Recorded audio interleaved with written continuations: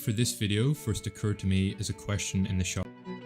The idea for this video first occurred to me as a question in the shower, you know, one of those thoughts that you have in the shower. Was Joseph Smith a plant? Not so much in his lifetime, but in his legacy. Was Mormonism one of the most uniquely American religions, not merely the product of frontier religious fervor, or instead, was it, in a way, infiltrated and configured to serve a greater purpose? Specifically, did it serve the project of American nation building? And expanding further than just Mormonism, did religion in the United States in general serve as a unifying mythos for the growth of the American empire the same way it had for other empires in the past? Christianity has always played a big part in American symbolism, from George Washington being painted in the same vein as Moses, and the recent, less subtle and certainly unsanctioned post from President Trump comparing himself to Jesus. Now, to be clear, I'm not trying to claim that Joseph Smith was something like, a CIA asset in 1830. Obviously, the CIA wouldn't exist for another 100 years or so. But the point I'm trying to make, or what I really want to look at, is why does the United States, more than any other Western nation, remain uniquely prone to spirituality that fuses faith with national identity? Why do they produce religions like Mormonism? And are all these American sects and denominations used as cogs in a greater political machine? To answer that, we're not going to start with Joseph Smith, we're going to start with ancient Rome.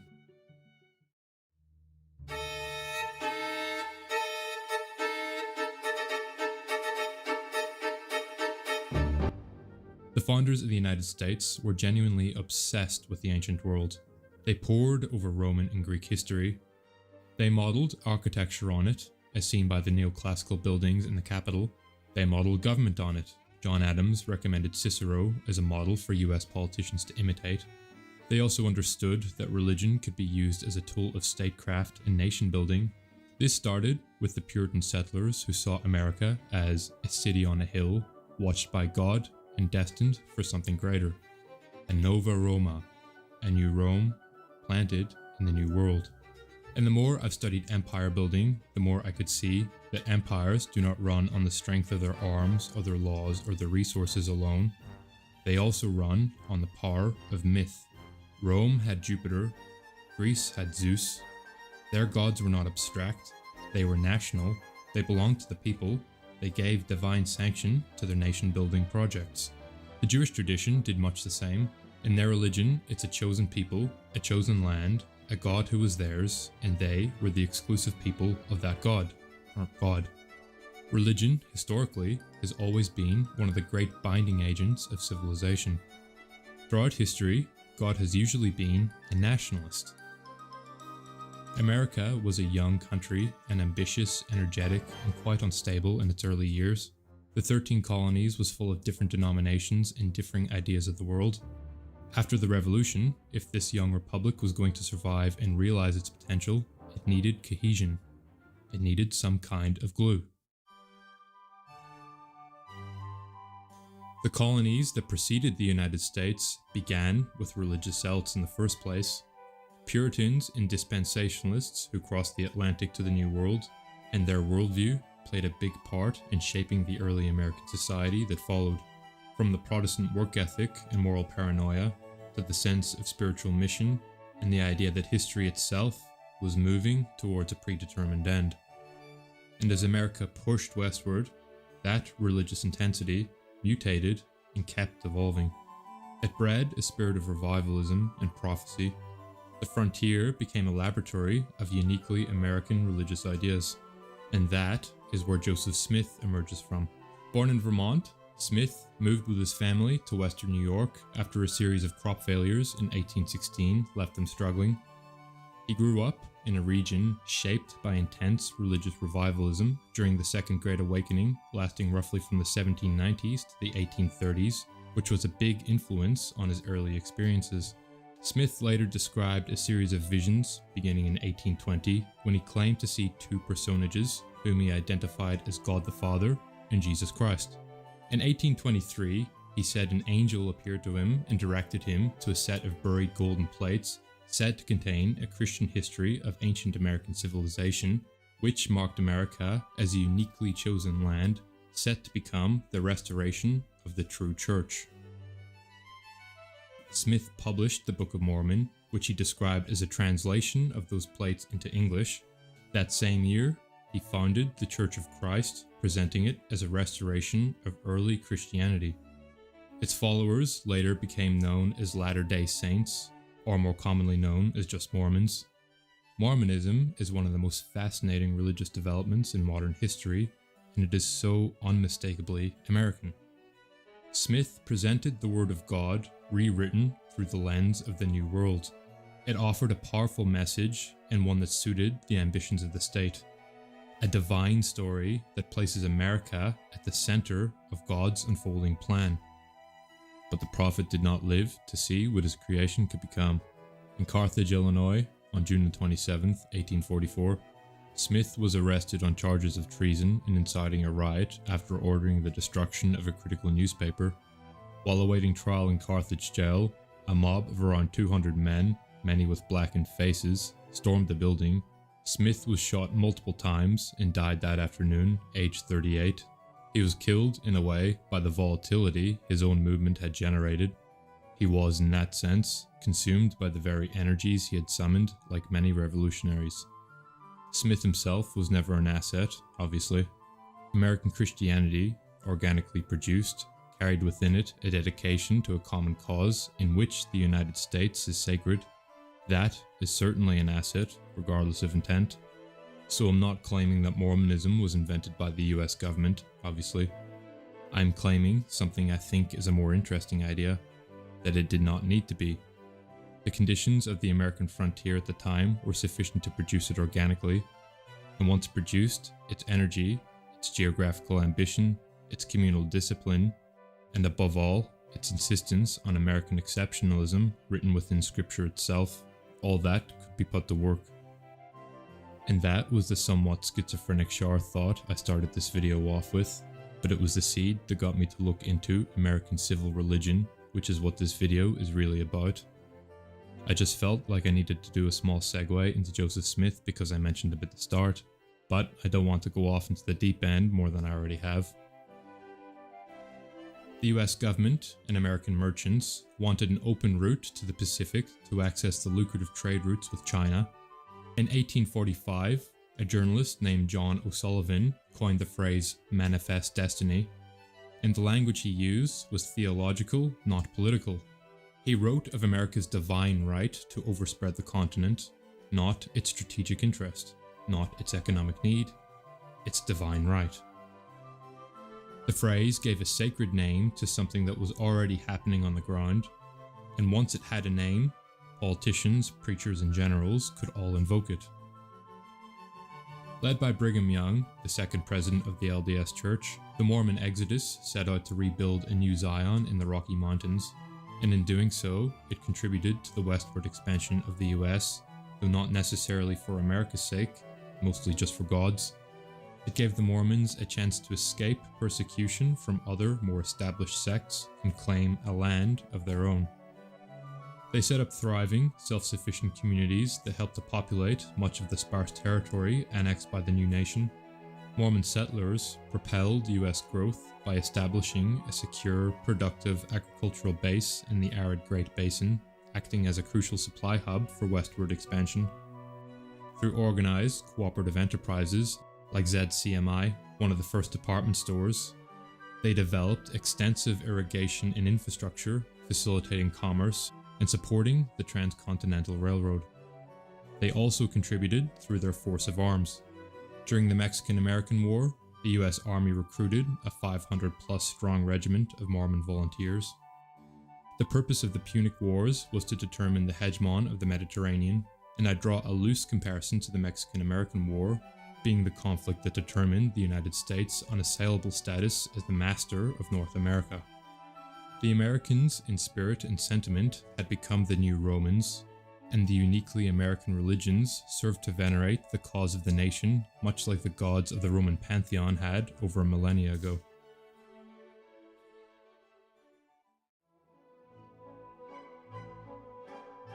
In the 19th and early 20th centuries, some American brands of American Christianity were sprouting organically from the frontier, Different denominations and sects would spring up all across the country. One thing that probably doesn't get enough attention is the Scofield Reference Bible, published in 1909. Cyrus Scofield was an American minister who produced an annotated version of the Bible that essentially rewired Protestant eschatology, the theology of the end times. His annotations popularized the idea that the restoration of Israel was a prerequisite for Christ's return. That single book, mass distributed through some of the churches, shaped how tens of millions of Americans understood the Middle East for the next century, and by extension, shaped the political pressure those Americans applied to their government.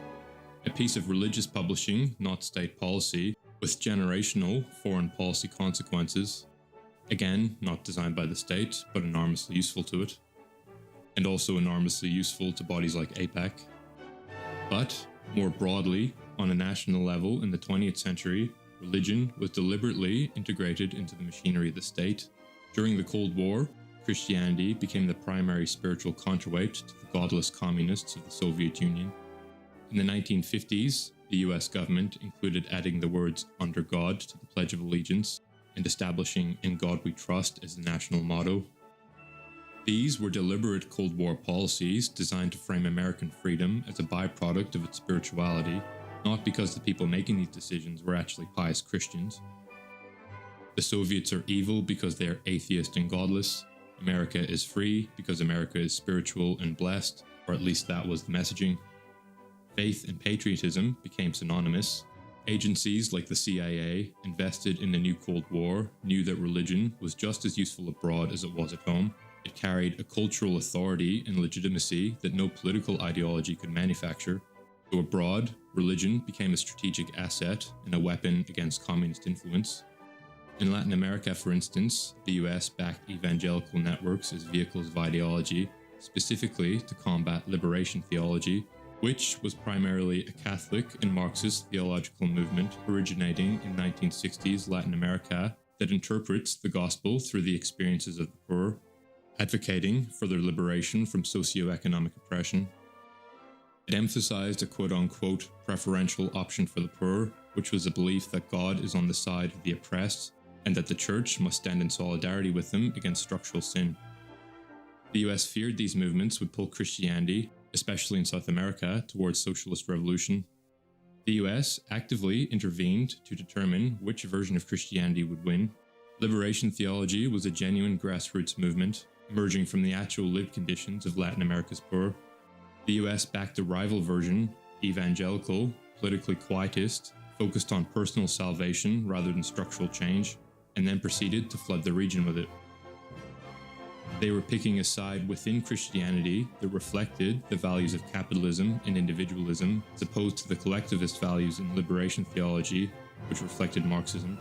Prominent figures at the time, like Billy Graham, operated in very close proximity with the US government. Graham was a Southern Baptist minister and a broadcaster who toured the world to spread his message. If you ever listen to some of the Nixon White House tapes, he's the guy talking to Nixon about Jews controlling the media, which he later apologized for, and who also said he did not recall saying any of those things. They're smart, and they are energized, in my judgment, by a supernatural power. Well, also they do something else. They're not inspired. And you see, of course, Hitler didn't. They had a stranglehold on Germany, on the banking of Germany, on everything in Germany, and the media. They had. But anyway, these relationships reinforced the fusion of Christianity with the American global. I wanted to air this because I got sent this and I saw this and I watched most of it. I didn't see it all this morning. It's like 30 minutes long, but I watched part of it. And the guy's saying he's criticizing me because you do that, you don't get banned by the algorithm. And he's just one surfer coming on the waves we created. So he pretty much gets it. I thought it was entertaining and informative. He's also got a pretty ridiculous name, Extra Chill Goblin. We always like goblin jokes. I don't know why. I made goblin jokes years ago that became super viral, so whatever. Yeah. We'll air that. So here's Extra Chill Goblin, and then Harrison Smith takes over. Here it is. Extra Chill Goblin. He pretty much gets it. Dirty. He's also got a pretty ridiculous his name. Extra chill goblin vomit, slop, and blood. I thought it was entertaining and informative. He's got a goblin guide charging into a goblin's nest. I don't want to see him kissing goblins. I just don't want to catch him in bed with a goblin. Literal empire belly goblins are hobbling around coming after us. Extra chill goblin. What's up, goblins and goblets? Oh, what the heck? Oh, where am I? Why am I not there? Hang on now. 1 second. Oh, jeez. This is embarrassing. I really thought this was going to be smooth. No, I gotta do this. Wait. Do not adjust your set. There's nothing wrong with your phone screen. We are controlling the transmission. Hello. And this is me. What? Is that right? No. Seriously? Oh, okay. I guess my camera must have got unplugged. Hang on now. Oh, wait. Oh, hang on. This is that's not the right camera. 1 sec. Hello. There we go. Yes. All right, I knew it. Hey, and this is a full screen effect goblin. Should I move myself down? Oh no, I can't. That's right. That's right where it is. What if I just stream like this? What if we didn't bother with any of this of the middleman with his frame around it and all the background and stuff? What if I just did like this and then I'd be like, oh, let's look at this article, and then it was like full screen article. Like, what if I just did that? I feel like other people do that, and I'm always like, fuck, it looks fun. Like, it looks kind of good, like. I don't know why I decided to go with the one that's like a lot more work, and like this. So I guess I guess you don't know. I'm the same size on the screen, but still. Hello. Hello. Oh well, hang on. I gotta adjust this still. Normally I get this all figured out beforehand, but today unplugged. Huh? What's going on? Glap. Yes, thank you, Lion Roars. This really is a banger intro. Thank you. That's why I do this. Best part of my job. What's going on, gang? Good to see everybody in the chat talking about FBI likes to hire Mormons, and I believe the CIA and NSA too. But yes, I remember. I think there's like an article in Atlas Obscura like 10 years ago or something that was just about the FBI. So I think that they are kind of more known for hiring Mormons, being Mormon friendly. But CIA for sure does. Like, it makes so much sense because, you know what? It's been a while since I watched Real Housewives of Salt Lake City, where they, for a Real Housewives, for a Bravo show, you actually do learn quite a bit about Mormons. At least the seasons I watched. But they do this thing. I forget what it's called. Anybody know that where they go, they're supposed to go live, I think it's after university. They're supposed to go live in a foreign country for like a year or more and do like mission work. Maybe they just call it that, mission. Like, I'm doing my mission or something like that.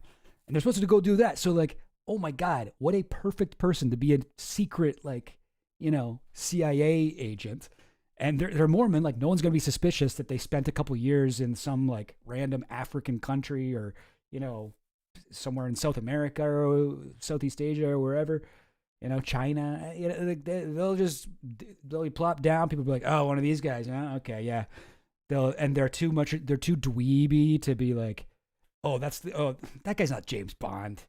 Really, that guy with the magic underwear? No. You think what's the guy's name that comes up with James Bond's like tools? Q, right? Q? I'm thinking of Star Trek. But yeah, you think Q are the James Bond gadget guys? Like, Mr. Bond, thank you for coming in. I've built you some magic underwear that will prevent you from being cast into hell and you get to have your own planet when you die. I don't really know what the purpose is of magic underwear, so maybe I should avoid riffing on it. Escobas, I'm sorry you had a thing retracted. Ayn Rand was a Soviet spy? Really? Deep cover. Deep cover. Oh, chat stuck? Yeah, let me fix that. It's easily done. Now that is a thing I do know how to fix. Blap. Look at that. There's definitely a Q in James Bond, right? Yeah, okay, I thought so.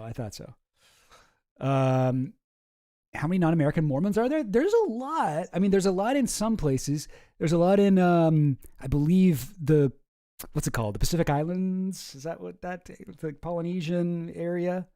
Like, remember that guy that was at Charlie Kirk's death? And he was like shooting himself? He's like, yo, I'm out here at the Charlie Kirk just got shot. Yo, like he's make faces. He's like, yo, make sure you like and subscribe, and everyone's like screaming and running or like behind him. Yeah, that guy I believe was like some sort of Polynesian dude, Mormon in Utah. Yeah, I don't know, but there's a lot. I got some family. My family background. Randomly, there were some Irish Mormons, like not American, but like in Ireland, there were some, goblins in the past generations that were actually like, oh, Frank, you. Okay, hang on. Let me fix the blue arrow thing popping up in the chat. Listen, I know how to fix it for a time, but I cannot control when it will decide to also fuck up again. Okay? It's the best I can do. So please let me know. Please, be a pal, be a good goblin neighbor, and let me know when shit like that happens. Okay, we good? I think we're good. Didn't he have a bloodstained shirt? I think so. Yeah. Oh man, one of the funniest videos of all time, I have to say. The guy at Charlie Kirk's assassination. I was gonna say funeral. I was like, no. This is before that. Hello, Blue Arrow, hi, my old friend. I've come to not talk to you again. Oh, classic. Remember that song? I was watching RuPaul the other day, and that song, the song that they did the lip sync battle to was, what was it? It was a Simon & Garfunkel cover by the Bangles that I had never heard. I only knew the Simon & Garfunkel version, but it fucking rocks. I was like, what is this? I know it. Like, I know every word, but maybe I just haven't heard this cover. Hang on, what's it called? Bangles. A Hazy Shade of Winter. Yes. And I was hearing theirs because theirs is like, got like guitars with distortion and shit. And it's like, oh shit. The leaves are brown. Pull on the ground. Yeah, so good. A hazy shade of winter. And I was like, damn, that one rocks. And I was like, that's fucking, yeah, Hazy Shade of Winter, yeah. I was like, that was Simon and Garfunkel? And I went back and listened to it. I forgot how much that song rocks. Like, even the original. Like, it's basically like folk punk. Anyway, sick song if you want to check it out. I will not, unfortunately, be playing it on stream because that will be illegal. I will get murdered by the copyright SWAT team. Okay. Oh, yeah. Simon Garfunkel have some bangers. Yo, there's one that has this random, like, Barry sax solo in the middle of it. And I think it's called Why Don't You Write Me? Why don't you write me a letter? Yeah, no, I thought with Simon and Garfunkel. They're good. Lovely voices, and they blend well. You can't tell who's singing who what. You're like, wait, who's doing the harmony here? I don't even know. Probably Garfunkel, to be honest. But they said their voices sound so similar, and so when they harmonize, it's fucking, oh shit. It's awesome. Anyway, okay, listen. This is not the extra chill Garfunkel stream, okay? This is the Goblin version of that. Okay, this isn't the extra chill Friends stream. No, it is. This stream is about making friends. That's why I do it. All right, but before I move on though, I gotta shout out this channel. Brand new channel looks like Versing. Oh geez. All right. Let me take a moment. Let me take a moment and look at this and try to figure out how to say it.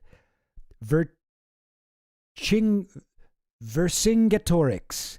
Vercingetorix. Vercingetori X. Vercingetorix. Yeah, I don't know. And you know what? The underscore is also kind of throwing me off. But yeah, let's check this guy's channel out, huh? Good stuff. Like you know what? I almost played this one last week, Engineering the End Times, Christian Zionism in Colonial America.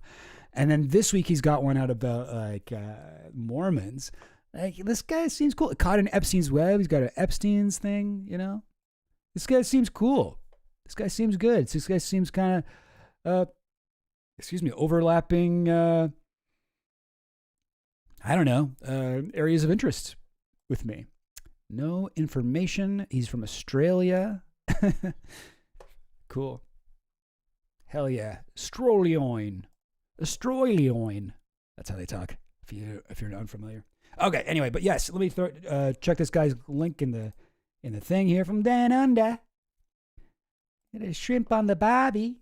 Yeah.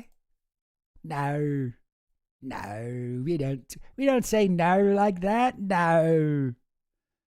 But yeah, cool Viking dude.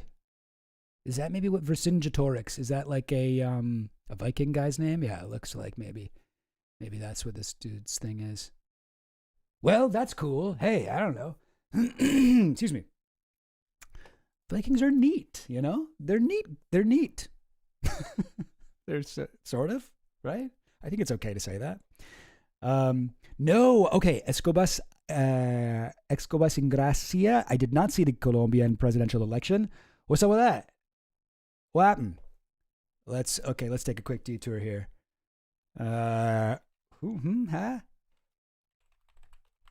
You know what? I might need, if you know anything about it, you might have to help me out because I don't exactly know.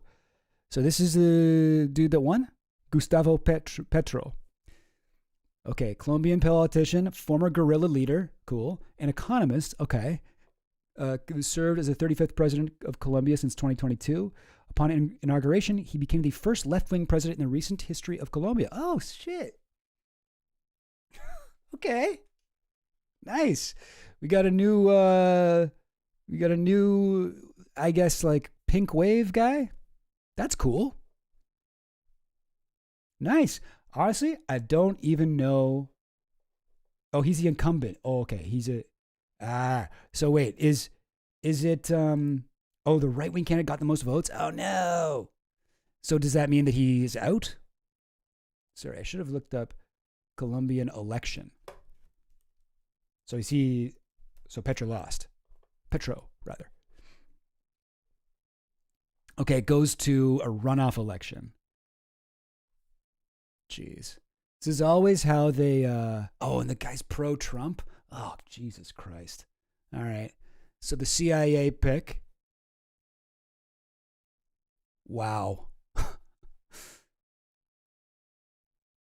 Abelardo de la Espriella. This dude, okay. Colombian lawyer and businessman. Ugh, God. And he's very popular, apparently. What the fuck even is an economist? I don't know. Who knows? Basically somebody who, like a palm reader, but for money. Someone who looks really close at a bill and is like, yes, I think I can guess what's going to happen in the future. You know, there's some good economists out there, but it is kind of it's a funny job, I think. His father, a lawyer by profession. Oh, geez. Okay. This is a lot for me to get caught up on right now, and I'm feeling really nervous that I'm going to not do this a disservice. Okay, he's been widely described as right-wing or far-right. De la Espriella. Oh, geez. De la Espriella has expressed admiration for far-right leaders. Okay, like who? Is he like basically like Bolsonaro? Remember Bolsonaro had an ad that was like, call him Hitler, call him Mussolini, just don't call him corrupt or something like that. I was just like, oh God. Because he was trying to say, yeah, maybe I'm Hitler, but at least I'm not like fucking Lula and Doom, Rousseff, the corrupt like left wing guys. That's what they were going with. Okay, supportive of economic laissez-faire policies. Okay, great. So IMF shit. Improving relations with Israel. Awesome. We love to see that. Withdrawing Colombia from international organizations such as the Inter-American Court of Human Rights. Yep, you don't need those. And the United Nations. Cool, awesome. He also has supported the bombing of narco-terrorist camps. Woy. And fumigation of coca plantations with the help of U.S. aircraft. Oh, God. Pathetic. In addition to ending the peace processes with Colombian armed groups. I mean, okay, I don't know. I guess like when I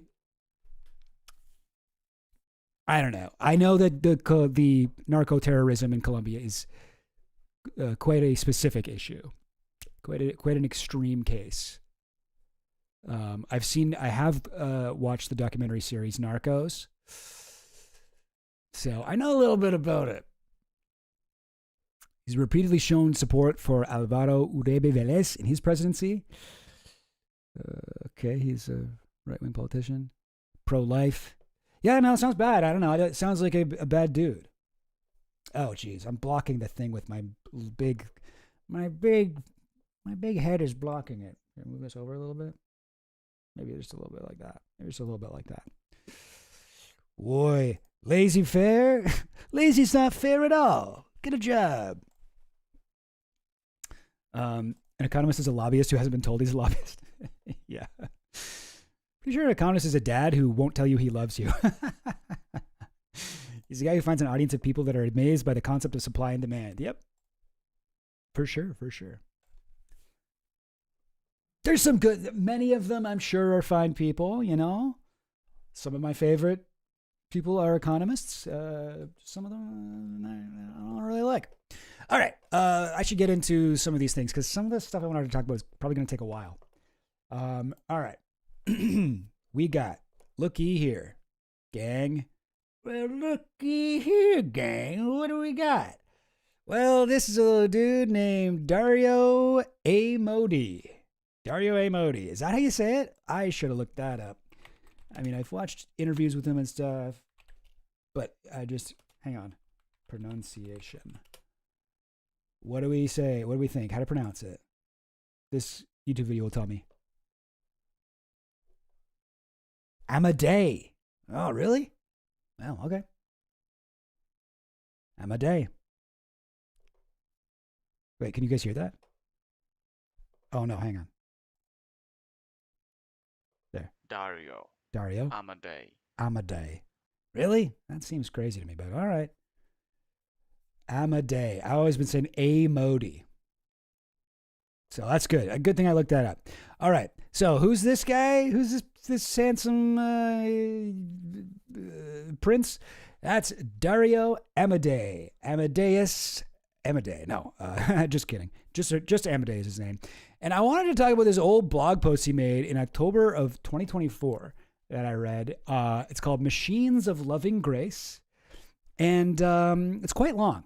It's really, really long. I'm not going to get into all of it, but there's a few parts of it that I wanted to kind of zoom in on and talk about. This is the thing. So here's the thing with a lot of fucking AI dudes. They always like if you're an AI like CEO like Dario is, he's the CEO of Anthropic. It's the one that does Claude. If you're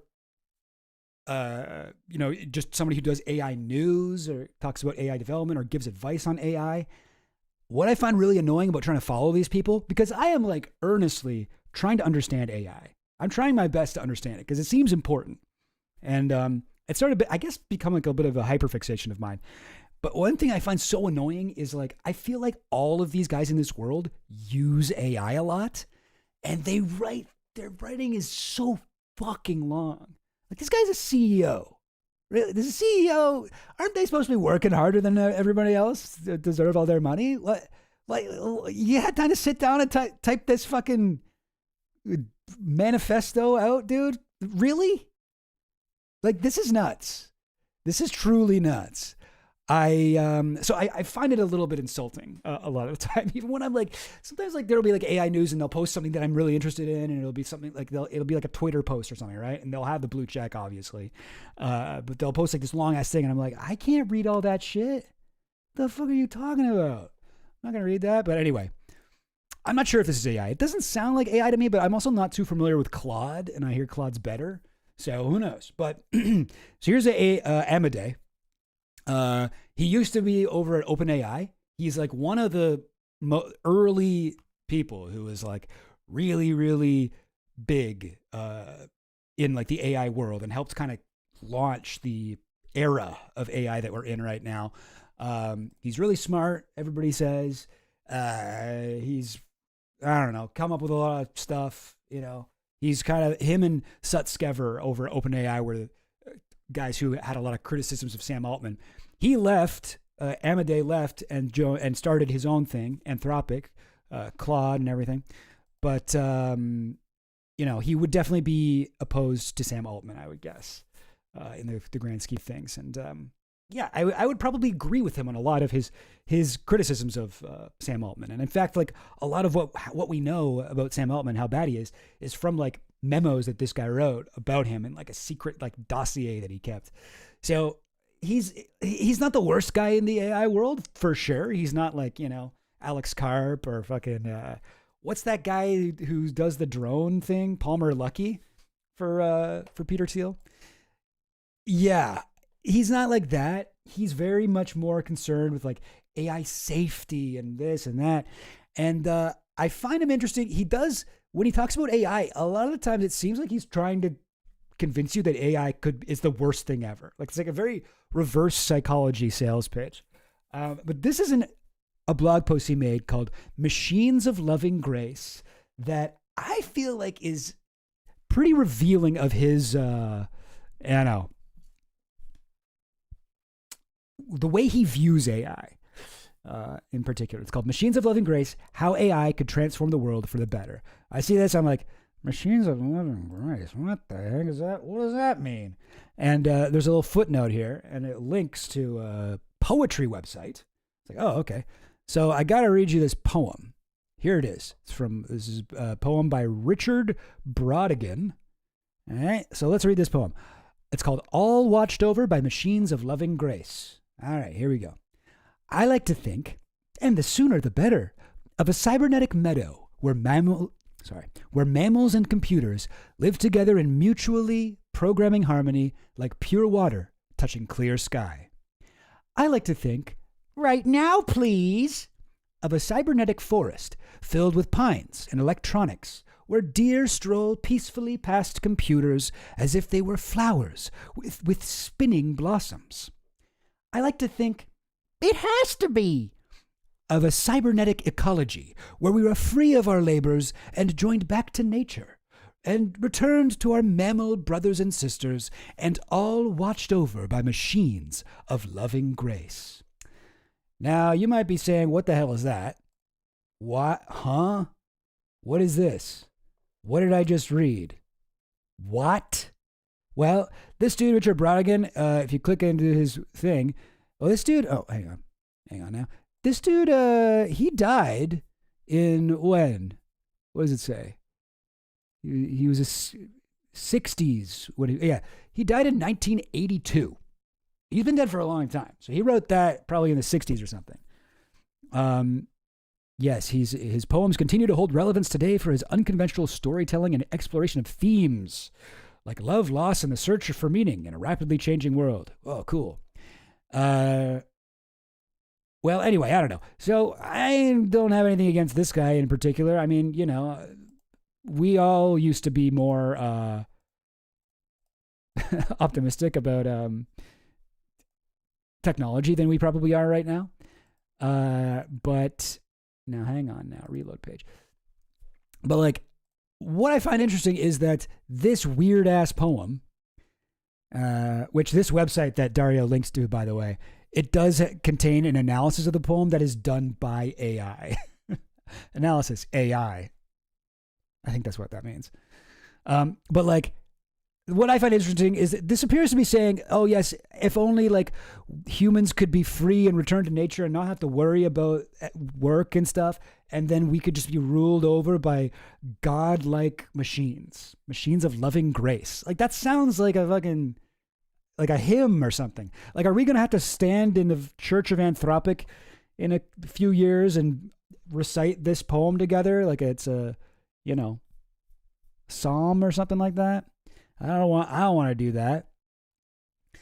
But that's the name of this blog post. So let me read you a little bit of the intro here.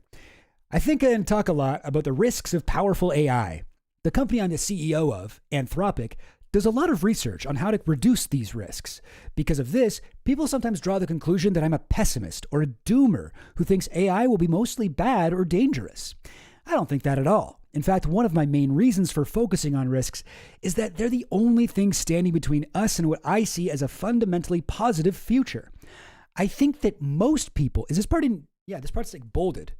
I think that most people are underestimating just how radical the upside of AI could be. Just as I think most people are underestimating how bad the risks could be. In this essay, I try to sketch out what that upside might look like, what a world with powerful AI might look like if everything goes right.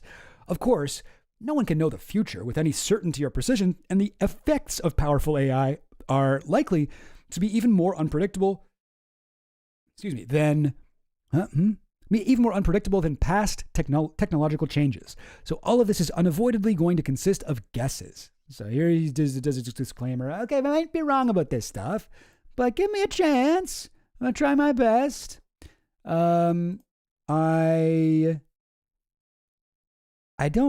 It's so long, so I got to make sure I don't read the entire thing here. But this was an interesting article to me, mainly because lately I've been trying my best to figure out what the hell these guys are talking about when they say like everything's going to change. AI is going to change the world. You're not even going to recognize it. It's going to be able to do everything. It's going to be amazing. Secret Agent Jan just joined. Has Adam Curtis documentary been mentioned? No. Which one? Is there one on AI?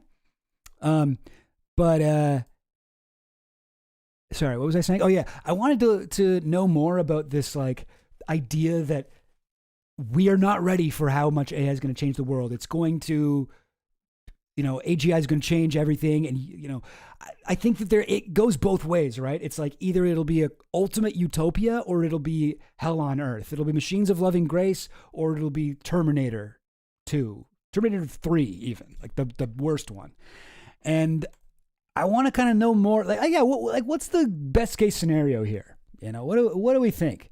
What do you think the best case scenario are? So he goes into, here's what I don't want to do.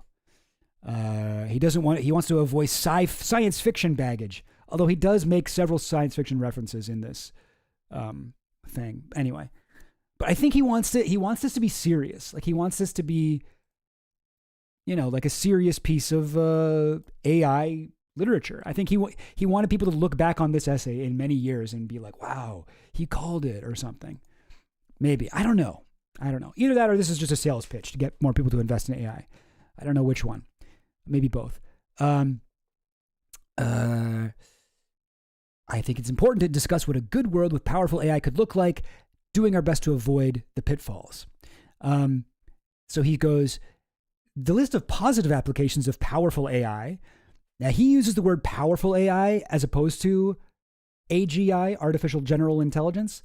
So I'll get into more of that distinction in a little bit. But the list that's what that means, though. Basically, the same thing as when people say AGI.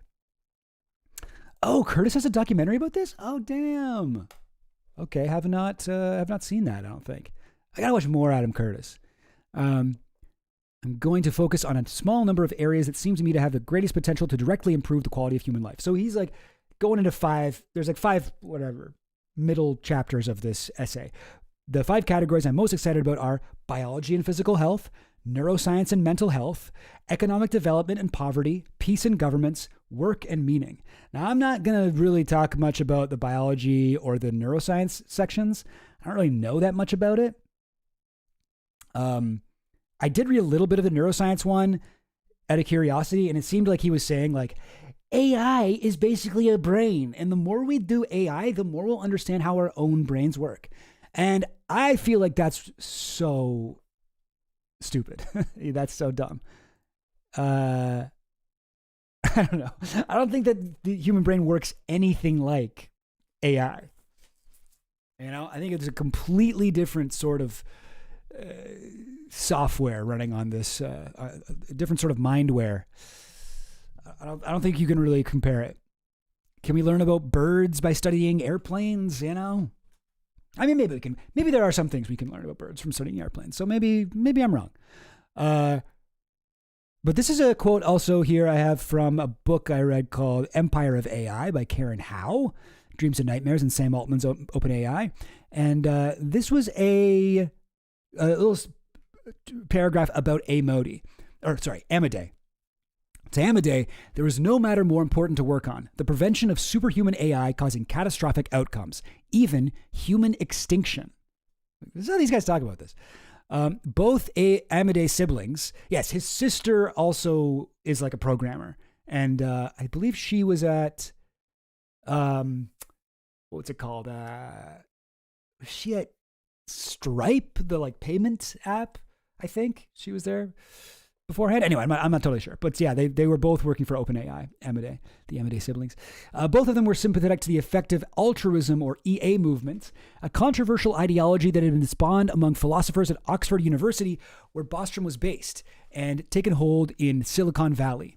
Over time, the movement, which preaches dedicating oneself to doing maximal good in the world by using extreme rationality and counterintuitive logic to guide decisions, had in no small part, due to Bostrom's influence, identified the existential threat of rogue AI as a leading issue area for its adherents to pursue. And yeah, you guys remember remember this stuff, effective altruism? There's like this whole thing where we got, what was the FTX guy's name again? Sam Bankman-Fried, I think. Was that it? Anyway, yeah, Sam Bankman-Fried. He believed in this, or at least he said he believed in it. And he was like, yeah, no, I'm getting as much money as I can so that I can donate it to politicians that are going to save the world. And I'm planning to do big things with it in the future. And that means that there is no action that I could do that would be immoral, because that is just going to be like the way that I save the world, you know? Okay, maybe I'm defrauding investors, or I lie a little bit here, or I do a bit of a Ponzi scheme there, or whatever it is. Maybe I'm selling, fucking coins that are complete like snake oil garbage, useless, fool's gold. But it's worth it because I'm going to donate this to saving the environment or something like that. I'm going to donate this to a park cleanup litter brigade, like whatever it is. So that's how these guys think about it. And I feel like looking at Amadei from this perspective, where he is concerned, more than a lot of the other guys are anyway, he is concerned about the potential negative effects of AI, but only in this very grandiose sense. And at the end of the day, he wants as many data centers to be built as possible because he looks at AI as this is going to be the greatest thing ever. It's going to save us. The list of positive applications is extremely long. But yeah, I'm mostly going to focus on the last three here: economic development and poverty, peace and governments, work and meaning. Yes. Okay. Now before we jump down into there, basic assumptions and framework. Okay. So we haven't even started the chapters yet. This is all still introduction. So here's where he talks about, he keeps saying, powerful AI, right? And I told you that meant the same thing as AGI, basically. He goes, what powerful AI, I just like the term AGI. And there's a little footnote here. It says, I find AGI to be an imprecise term that has gathered a lot of sci-fi baggage and hype. I prefer powerful AI or expert level science and engineering, which get at what I mean without the hype. Now, I think that makes sense because, yeah, AGI is totally overhyped and has a lot of baggage to it. But I don't really see how powerful AI is any different if you are using it to mean the exact same thing, to the point where you're even like, in your essay about it, you like in brackets say, yeah, basically it means the same thing as AGI. Powerful artificial intelligence or artificial general intelligence. Like if anything, powerful AI makes it sound better. Like it sounds more intense, right? It sounds more powerful. General, I mean, what it will look like or when or if it will arrive is a huge topic in itself. It's one I've discussed publicly and could write a completely separate essay on. Obviously, many people are skeptical that powerful AI will be built soon, and some are skeptical that it will ever be built at all. I think it could come as early as 2026. This is in 2024 he's writing. And I got this clip from Lex Friedman where he talks about this. What do you use the timeline to where we achieve AGI, aka powerful AI, aka super useful AI? Super useful. Calling it that. It's a debate. Well, you're calling it that. Well, good joke, Lex Friedman. Is that how he talks for real, eh? AGI, aka powerful AI, aka super useful AI. I'm gonna start calling it that. It's a debate. It's a debate about naming. I'm going to start calling it that. On pure intelligence, it can smarter than a Nobel Prize winner in every relevant discipline and all the things we've said. Modality, it can go and do stuff on its own for days, weeks, and do biology experiments on its own. In one, you know what? Let's just in all the things we've said. Modality. Somehow, I don't know. I just skipped there, but I gotta say, I got a little bit of a soft spot for Lex Friedman. I think he's the best one of all the IDW guys. Like I pick him over like, Rogan, Dave Rubin, Brett Weinstein, the whole gang, Gad Sad, whatever, all these guys. I pick him over all of them, but he is an idiot. He is an idiot and a narcissist. Like he is very full of himself and thinks he's much smarter than he actually is. But I think he's all right. I think he's a good boy. But it's helpful for me to hear him spell out like AGI here, because this is how people think about it. It's going to be a super cool thing. It's going to be able to do everything that like even a really smart guy can do. And it's just not just like one smart guy, but like any smart guy who's like smart at physics or chemistry or even like, I don't know, like being smart at like reading books and the smart like that, like, he sounds like a kid who's like trying to talk about the superhero that he just drew. And he's like, he's actually more powerful than Spider-Man and Superman and even can beat Batman easily because he's really smart and really strong at it. He can go and do stuff on its own. Well, he can go and fly around and he can do stuff on his own for days, weeks, and do doesn't need to biology take a break on its own. In one, you know what? Let's just stick to biology because you sold me on the whole biology and health section. That's so exciting I was getting giddy from a scientific perspective. And Mr. Amadei, I read your Loving Machines of Grace, and I was just like getting giddy, and like I just had to like, my mom said I had to take a nap, but I was like, I don't know, I was like, I got a sugar rush from reading. It made me want to be a biologist. It's almost, this was the feeling I had when I was writing it, that it's like this would be such a beautiful future if we can just make it happen, right? If we can just get the landmines out of the way and make it happen, there's so much beauty and elegance and moral force behind it. If we can just, and it's something we should all be able to agree on, right? Like as much as we fight about all these political questions, is this something that could actually bring us together? But you were asking when will we get this? When do you think? What's just like, so this is the audience that he wrote this for. Like he wrote this for guys like Lex Friedman to read. Like, oh wow, I really like the part where you said it's going to be really good and that'll help us.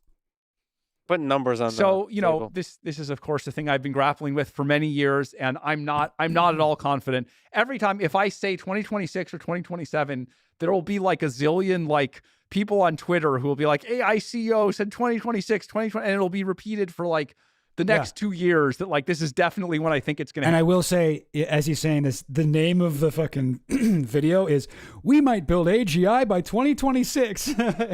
So, I mean, he called his shot. He called the shot right there. Happen.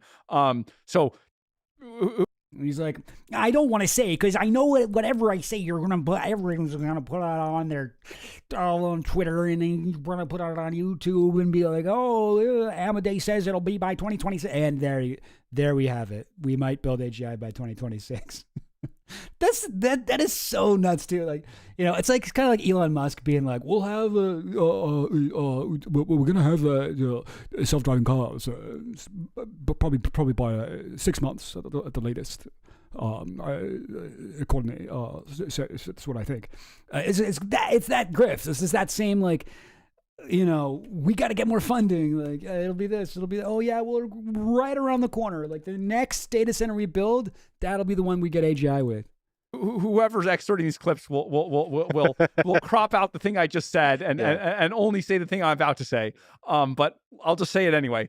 Have fun with it.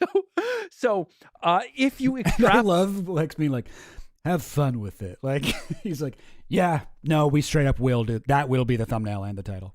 The curves that we've had so far, right? If you say, well, I don't know, we're starting to get to like PhD level, and last year we were at undergraduate level, and the year before we were at like the level of a high school student. Again, you can quibble with at what tasks and for what.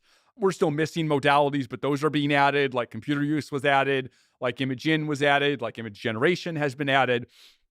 If you just kind of like, and this is totally unscientific, but if you just kind of like eyeball the rate at which these capabilities are increasing, it does make you think that we'll get there by 2026 or 2027. Again, lots of things could derail it. We could run out of data. 2026 or 2027. That's what he said. You heard him. Put that on the fucking banner, whatever. Yeah, that's it. And that was in when? 2024 or 2025 or something like that? I mean, this is written 2024, and he says it could be as early as 2026. Although there are also ways it could take much longer. But I want to so here's how he defines it. And I know that the Sam Altman, the OpenAI, their official definition of AGI is something like, an AI that is able to perform 90% of all economically productive human tasks. Like anything that you could do to make money, like you make a huge list of every single thing that humans do that makes money. AGI will be able to do 90% of those things. Like 90% of those things can be done by AGI. That is what AGI means, basically. But like, here's how Amadeus defines it. I have in mind an AI model likely similar to today's LLMs in form. That's interesting. He thinks that AGI will take the form of an LLM. Though it might be based on a different architecture, it might involve several interacting models and might be trained differently with the following properties. In terms of pure intelligence, it is smarter than a Nobel Prize winner across most relevant fields: biology, programming, math, engineering, writing, etc. This means it can prove unsolved mathematical theorems, write extremely good novels, write difficult code bases from scratch, etc. That is AGI. Like, that's what AGI means. It's general intelligence. It's across all fields. So it's just like, I feel like he should have a different definition if he's going to insist on using powerful AI instead. Now, pure intelligence. Here's an interesting thing about intelligence. We don't really know what it is. We don't know what it is. We haven't really known what it was from before we started fucking around with AI. Intelligence is notoriously difficult word to define. There's different types of intelligence. Like you can be smart in some ways, dumb in other ways. I think Dario is very smart in some ways, for sure smarter than me in many ways. But I think he's quite dumb in other ways. So maybe he's an example of this sort of thing. But this is another quote from Empire of AI. The promise propelling AI development is encoded in the technology's very name. In 1956, 6 years after Turing's paper began with the line, "Can machines think?" 20 scientists, all white men, gathered at Dartmouth College to form a new discipline in the study of this question. They came from fields such as mathematics, cryptography, and cognitive science, and needed a new name to unify them. John McCarthy, the Dartmouth professor who convened the workshop, initially used the term automata studies to describe the pursuit of machines capable of automatic behavior. When the research didn't attract much attention, he cast about for a more evocative phrase. He settled on the term artificial intelligence. So originally, what were they going to call it? Automata studies. See, I feel like that sounds cooler, but I guess artificial intelligence probably did sound cool the first time you heard it. It was a marketing tool. Intelligence sounds inherently good and desirable, sophisticated and impressive, something society would certainly want more of, something that should deliver universal benefit. But the central problem is that there is no scientifically agreed on definition of intelligence. Throughout history, neuroscientists, biologists, and psychologists have all come up with varying explanations for what it is and why it seems that humans have more of it than any other species. Maybe the size of our human brains, our ability to reason through complex problems, or our capacity to create a mental model of other people's beliefs. Myriad tests have been developed over the centuries to measure intelligence against these definitions, many of which have subsequently been debunked and fallen out of favor due to their unsavory histories. We often use the way that we define intelligence to justify, the shit that we're doing anyway. Like with phrenology, it's talking about in the early 1800s, American craniologist Samuel Morton literally measured the size of human skulls in an attempt to justify the racist belief that white people, whose skulls he found were on average larger, had superior intelligence to black people. Later on, people tried to replicate those experiments, and they're like, oh, no, that isn't even true. He was like fudging the numbers to prove the point that he went with. IQ tests similarly began as a means to weed out the feeble-minded in society and justify eugenics policies through scientific objectivity. And IQ, we would love to have a definition of intelligence that was universal, that could apply to anyone, anywhere on Earth. IQ is very tilted towards certain, people growing up in certain countries. Like, this is the types of intelligence that we tend to culturally value in the global north. If you grow up in this society, you have intelligence, I guess, you have some form of intelligence, you might tend to do well on an IQ test, but you can't then take that same test and put it to another person who may be very smart, but grew up in a different type of society, and expect that test will function the same way. Like, our brains we are the products of our, in some ways, yeah, I think that we're the products of our genetics. In other ways, we're the products of our unique life experience. And intelligent people will be able to adapt to things in certain ways, I would imagine. But it just depends on where you are on Earth. Anyway, I'm not sure if that makes any sense at all.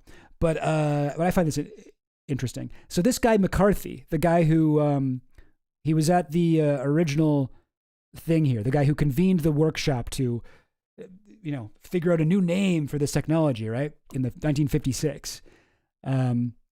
He was the guy who coined the term artificial intelligence.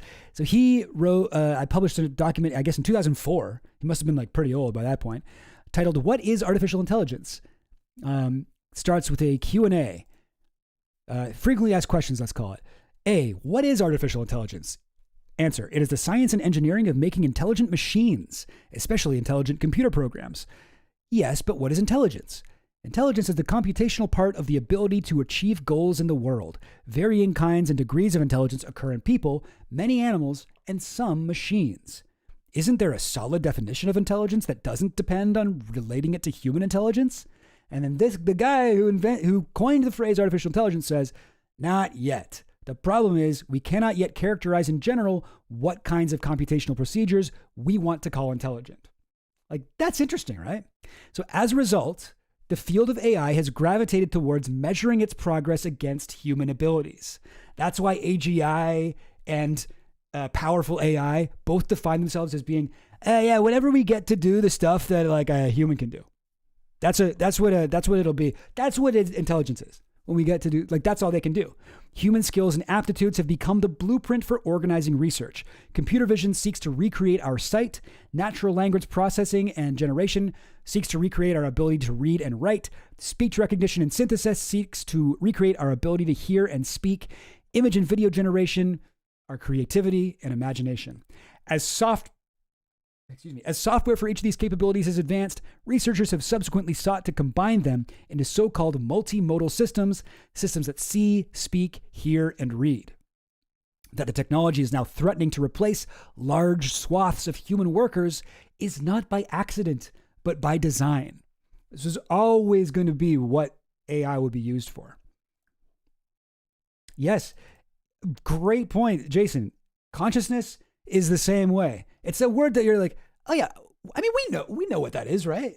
We know what consciousness is, obviously, but we actually don't. Like, we can't define these things. They're kind of ineffable. We know that there is something that is intelligence, right? Like, there is something that's like, that is a word that has some meaning that I sort of understand, right? But there's so many problems when you actually try to like grab it. It's like fucking smoke in your hands. Like, it's an intangible, ineffable thing, really. At least for right now it is. I don't know. Maybe AGI will be able to define it for us. Yeah. Do I want to read this one? Yeah. Okay. Amodi says, this is also from that book, Empire of AI. What is AGI? What does AGI look like? Well, we're in the awkward position of, we don't know what it looks like. We don't know when it's going to happen. So we look for things that aren't AGI, but that present at least some of the opportunities and difficulties of AGI. And the hope is, if we can handle those things well, then we're kind of like ready for the bigger leagues. So I sort of read this as being like, it's almost like AGI is just a massive Turing test. Where it's like a Turing test is like, it was a benchmark. It was supposed to be like a massive milestone in artificial intelligence where artificial intelligence would be able to convince a human that it was a human and not a machine most of the time, like more than 50% of the time or whatever. And we're past that point now. AI is actually better at convincing humans it's human than humans are. But AGI now, like from what Dario said there, it does seem to me like AGI is basically, once AI can trick us into thinking that it's AGI, it'll be AGI. Like, that's what it is. It's a Turing test. Does that make sense? I don't know. But so he goes on, he reads he has a whole thing here. It's not just a smart thing you talk to. It has the interfaces available to a human working virtually. It can do text, audio, video, mouse, keyboard control, and internet access. It does not just passively answer questions. Instead, it can be given tasks that take hours, days, or weeks to complete. Then it goes off and does those tasks autonomously in the way a smart employee would, asking for clarification if necessary. We're definitely far away from that happening. It does not have a physical embodiment, but it can control existing physical tools, robots, or laboratory equipment through a computer. In theory, it could even design robots or equipment for itself to use. The resources used to train the model can be repurposed to run millions. Sorry, the emphasis is on run. Can be repurposed to run millions of instances of it. I would have put millions in italics. I don't know why he put run in italics, but okay. This matches projected cluster sizes by 2027, and the model can absorb information and generate actions at roughly 10 to 100 times human speed. Damn, that's fast. This is roughly the current speed of AI systems. For example, they can read a page of text in a couple seconds and write a page of text in maybe 20 seconds. It may, however, be limited to the response time of the physical world or the software it interacts with.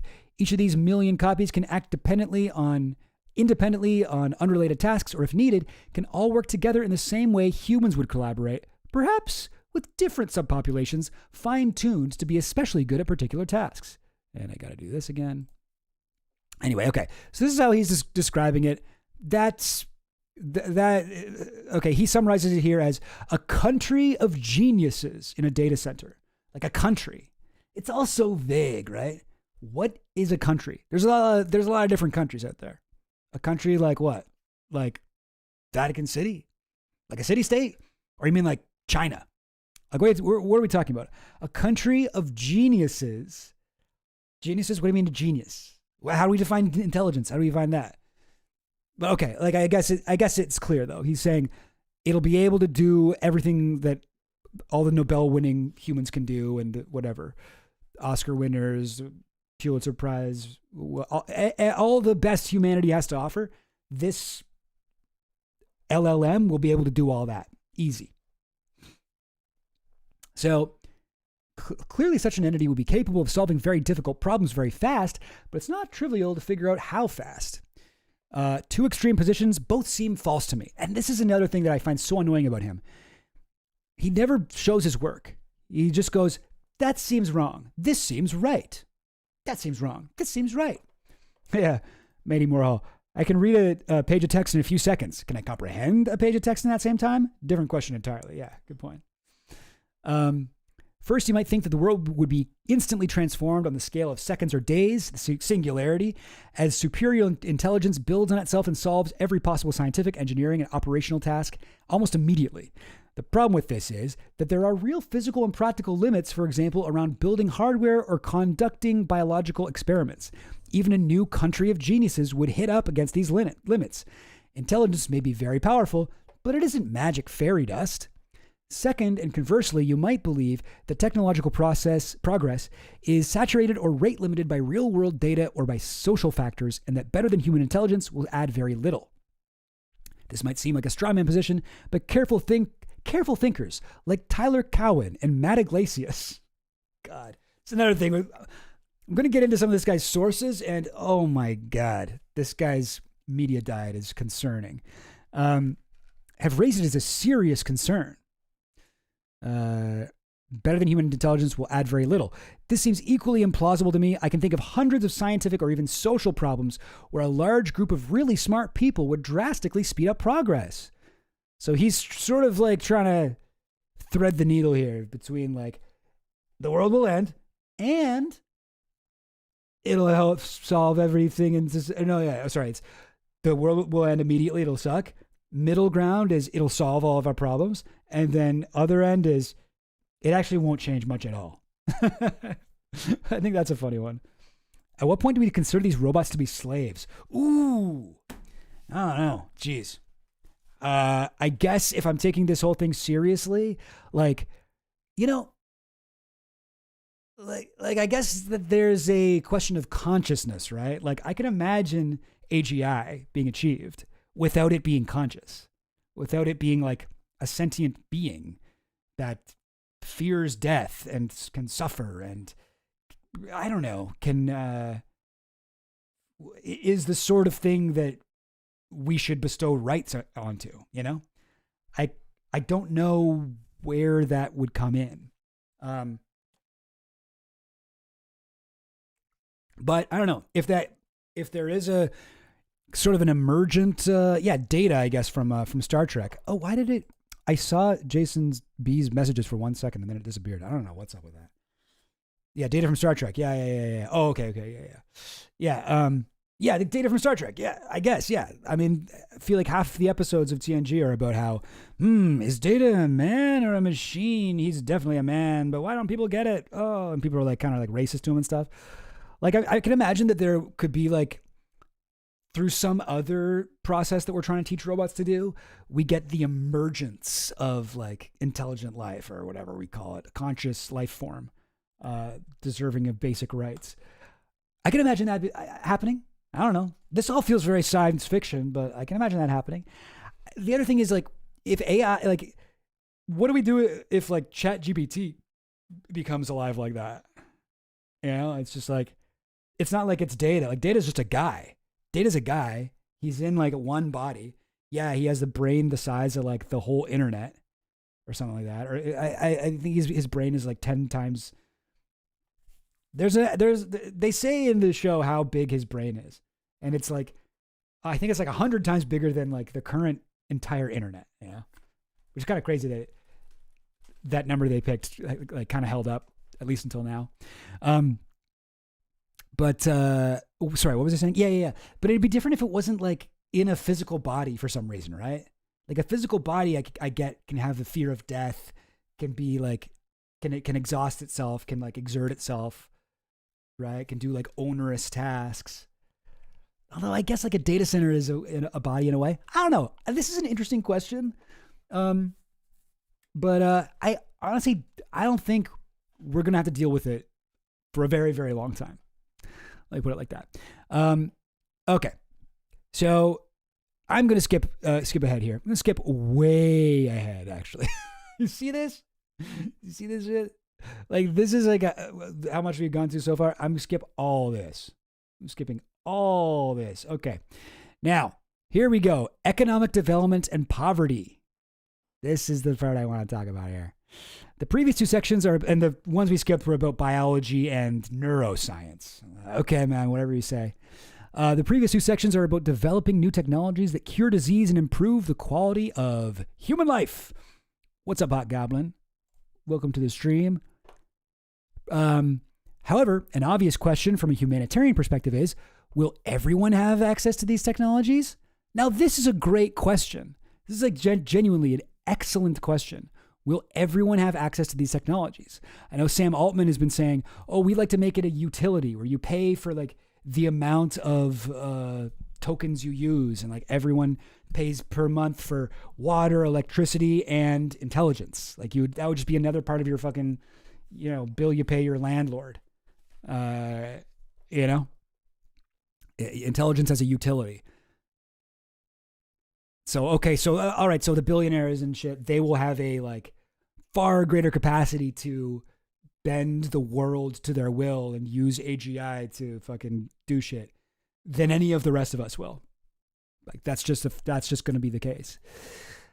Under Sam Altman's thing. But what about Amadeus' thing? It is one thing to develop a cure for a disease. It is another thing to eradicate the disease from the world. More broadly, many existing health interventions have not yet been applied everywhere in the world. And for that matter, the same is true of non-health technological improvements in general. Another way to say this is that living standards in many parts of the world are still desperately poor. GDP per capita is around $2,000 in sub-Saharan Africa as compared to $75,000 in the United States. By the way, $75,000. That is the GDP per capita of the U.S. That's kind of nuts, eh? That seems like a lot. Like, I doubt there's many people in the chat. I mean, maybe I'm underestimating my chat here. I doubt there's many of you guys who just have this amount of money just sitting around. 75 grand. That's not like your annual salary. That's like the money you have. But that's all the money that's in the U.S. divided by the people in it, right? GDP per capita. I think that's what that means. Oh no, GDP is not how much money there is actually. GDP is just like how much money changes hands, right? It's like how many transactions and stuff. So I don't even really know. But that just seems like so much. I definitely don't have anywhere close to that. If you do have that money, please donate it to the stream. I'll give you a shout out. If AI further increases economic growth and quality of life in the developed world while doing little to help the developing world, we should view that as a terrible moral failure and a blemish on the genuine humanitarian victories in the previous two sections, which again we're going to cure every disease and we're going to figure out how the brain works. Ideally, powerful AI should help the developing world catch up to the developed world, even as it revolutionizes the latter. Now, I really don't like the way he talks about this. Like catch up to the developed world as though, like the developing world is just a little slow. Just a little slow over there. They just haven't been as quick. They need to catch up.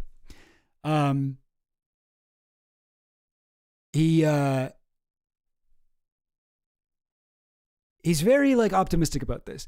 But I wanted to just briefly do like my little annoying bread tube thing here where I'm like, no, man, like the reason why the developing world, like the third world, the global south, whatever you want to call it, is fucked. Yo, what the hell? Oh my God. Abishy,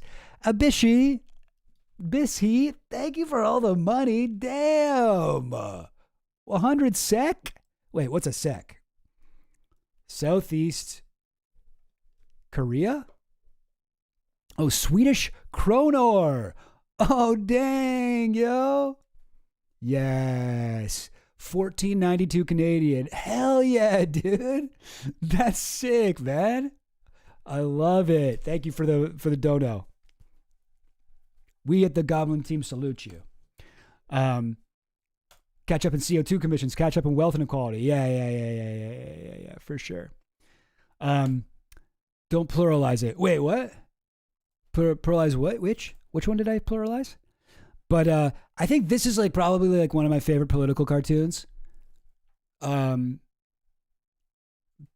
Africa all dug out like that. Money piled up in Europe and US and Canada. Because that's really how it is. And there's this one by the same artist, Polyp. Oof, not a great name, but this time it's got South America, and it's like World Trade Organization sauce. Because this is how it's been. Another political cartoon.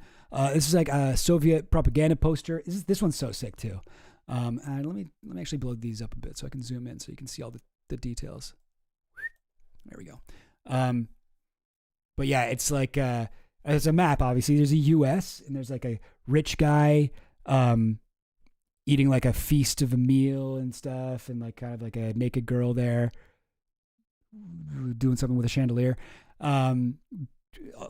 Opulence, right? And then down through Mexico, Central America, down through Latin America, right? You see, it's just the fucking. It's like a basement. It's like a storage basement full of, all of these like foods and goods and services. And then you've got this guy moving. It looks like he's got like his bag of stuff. He's migrating to America, the land of opportunity, or something. I mean, I don't know. I'm guessing that's what he's supposed to be there. But like, this is how it is. This book. If you'd like to know more about the way that the global north has purposely, underdeveloped and overexploited, done intentionally extracted any useful resources from countries, and just, use various neoliberal policies to prevent people from, prevent like other countries from catching up, as Dario Amodei put it. Well, they just got to catch up. And AGI will help them. It's like, that is not how it works, bruh. It's not how it works. So this book's amazing. How Europe Underdeveloped Africa by Walter Rodney. Really, really good. Kind of like a Marxist perspective on colonialism. But I must confess, before I read this, I really didn't know much at all about African history. And I realized that a lot of the things that I kind of assumed about it were wrong. So I just got like, this is interesting, and no one ever talks about this, but it's interesting. And I think that like, I'll quickly mention a few things here. So one of the things in here, it says, we don't actually know, we're totally unsure about how many Africans were imported to the New World as slaves. We don't know. We don't know how many Africans were brought over on ships. We don't know how many like survived the journey. We don't know how many were brought and died on the way. We just don't know. This number we're speculating. Estimates range from a few millions to over 100 million. And in his book, which is, when was this written? The 70s, I think? Like a while ago. But in his book, it says, a recent study has suggested a figure of about 10 million Africans landed alive in the Americas, the Atlantic Islands, and Europe. Because it's a low figure, it's already been used by European scholars who are apologists for the capitalist system and the long record of brutality in Europe and abroad. In order to whitewash the European slave trade, they find it convenient to start by minimizing the numbers concerned. But the truth is that any figure of Africans imported into the Americas, which is narrowly based on the surviving records, is bound to be low because there were so many people at the time who had a vested interest in smuggling slaves and withholding data. Yeah, I think that's true. And then this is something that I just never thought of, but is so obvious once it gets pointed out. The massive loss. So this is like, slavery is bad, right? And I'm used to hearing the story about how slavery is bad from the perspective of the slaves in the U.S. mostly, but also like the Caribbean and Latin America as well. But what about, how do you think the slave trade affected Africa? So he goes into this at great length in the book, but here's just one part. The massive loss to the African labor force was made more critical because it was composed of able-bodied young men and young women.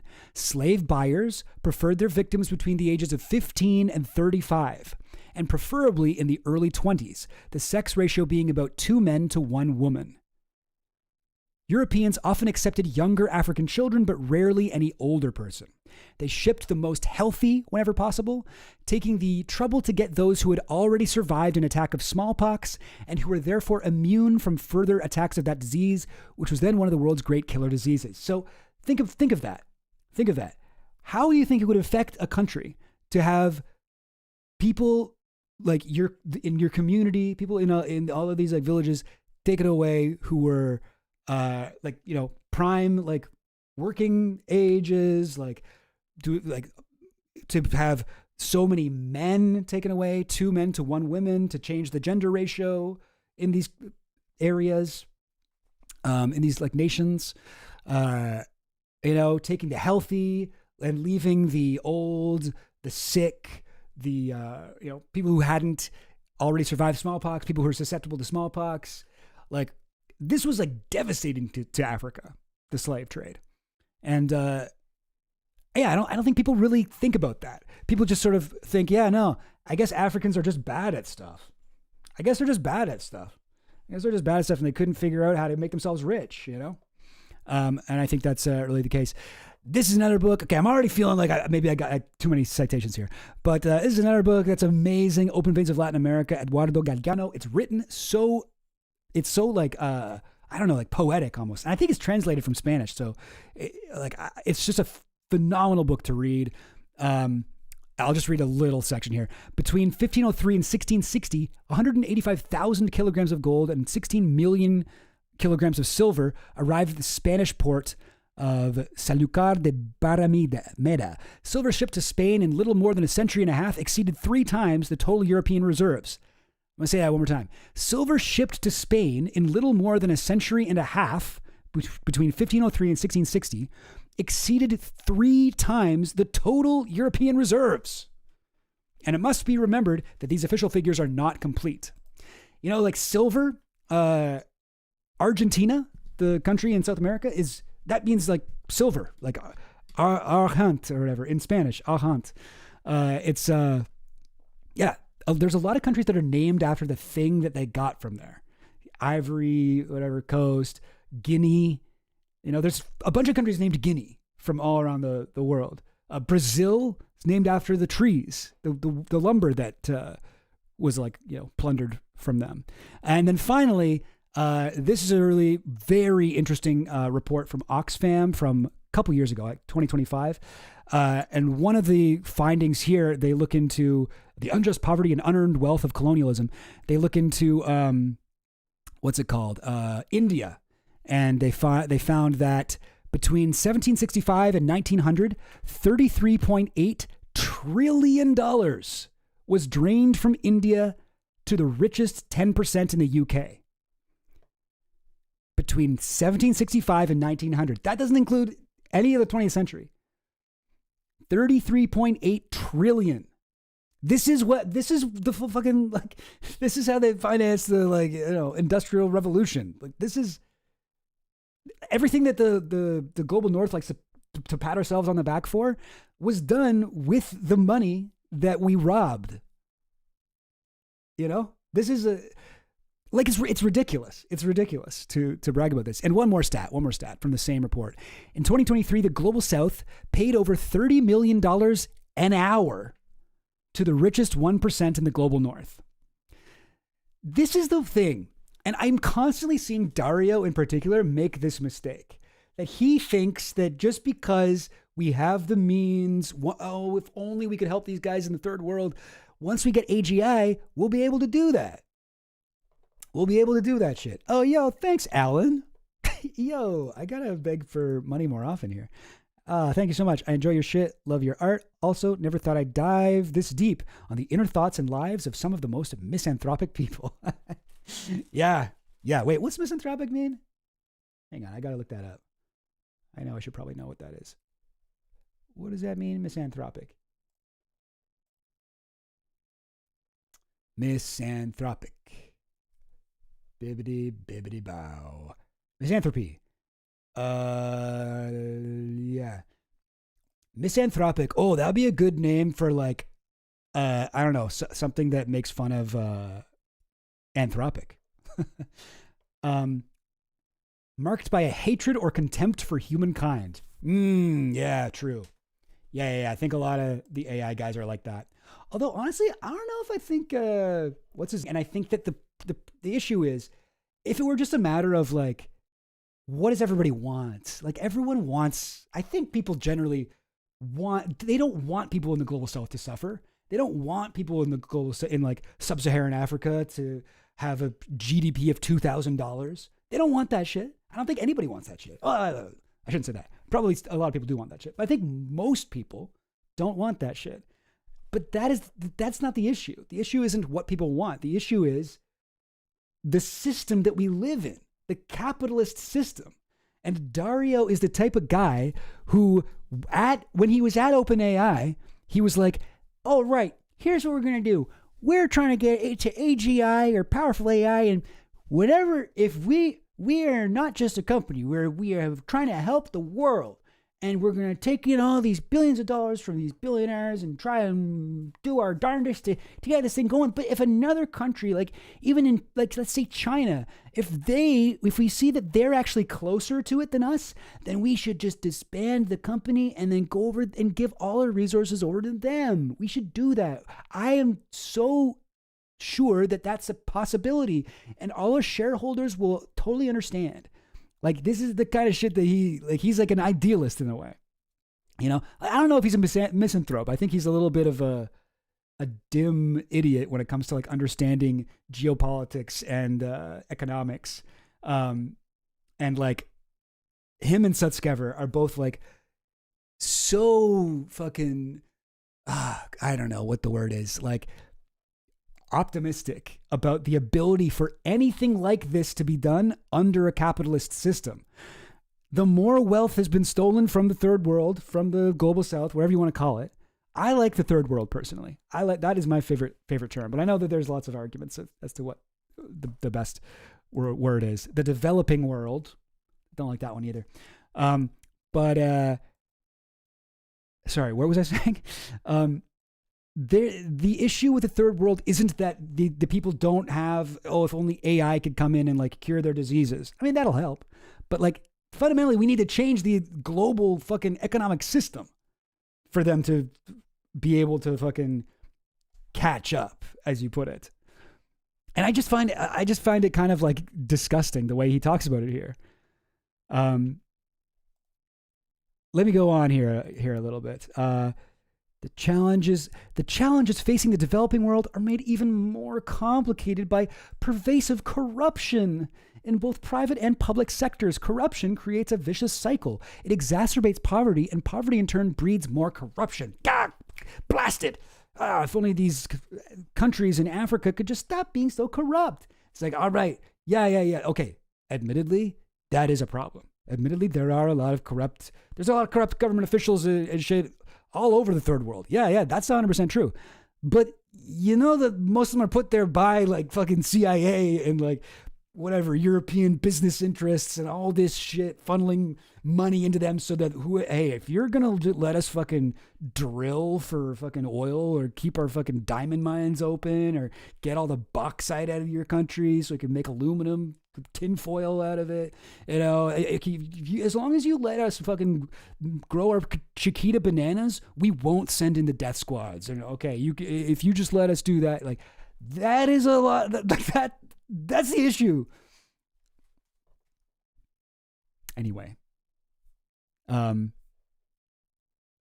don't like the way he talks about this. He's like, oh, corruption, it creates a vicious cycle. It's like, that's not the fucking problem, you idiot. Oh, God. Okay. All right. Diseases. Okay, where were we? Oh, hello? Did I pause? What was that? Goblin Queen? Huh? What'd you say? Is everything okay? Are things weird? Oh, sorry. Is audio cutting out? Oh, no. Okay. I didn't see that, but I'd love to watch this. Mr. E. Mystery. Wait, are you Mystery, the pickup artist? Whoa, cool.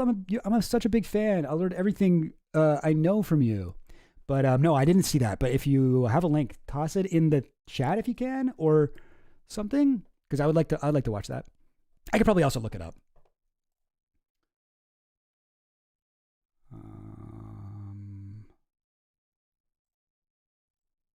Ronnie Chang.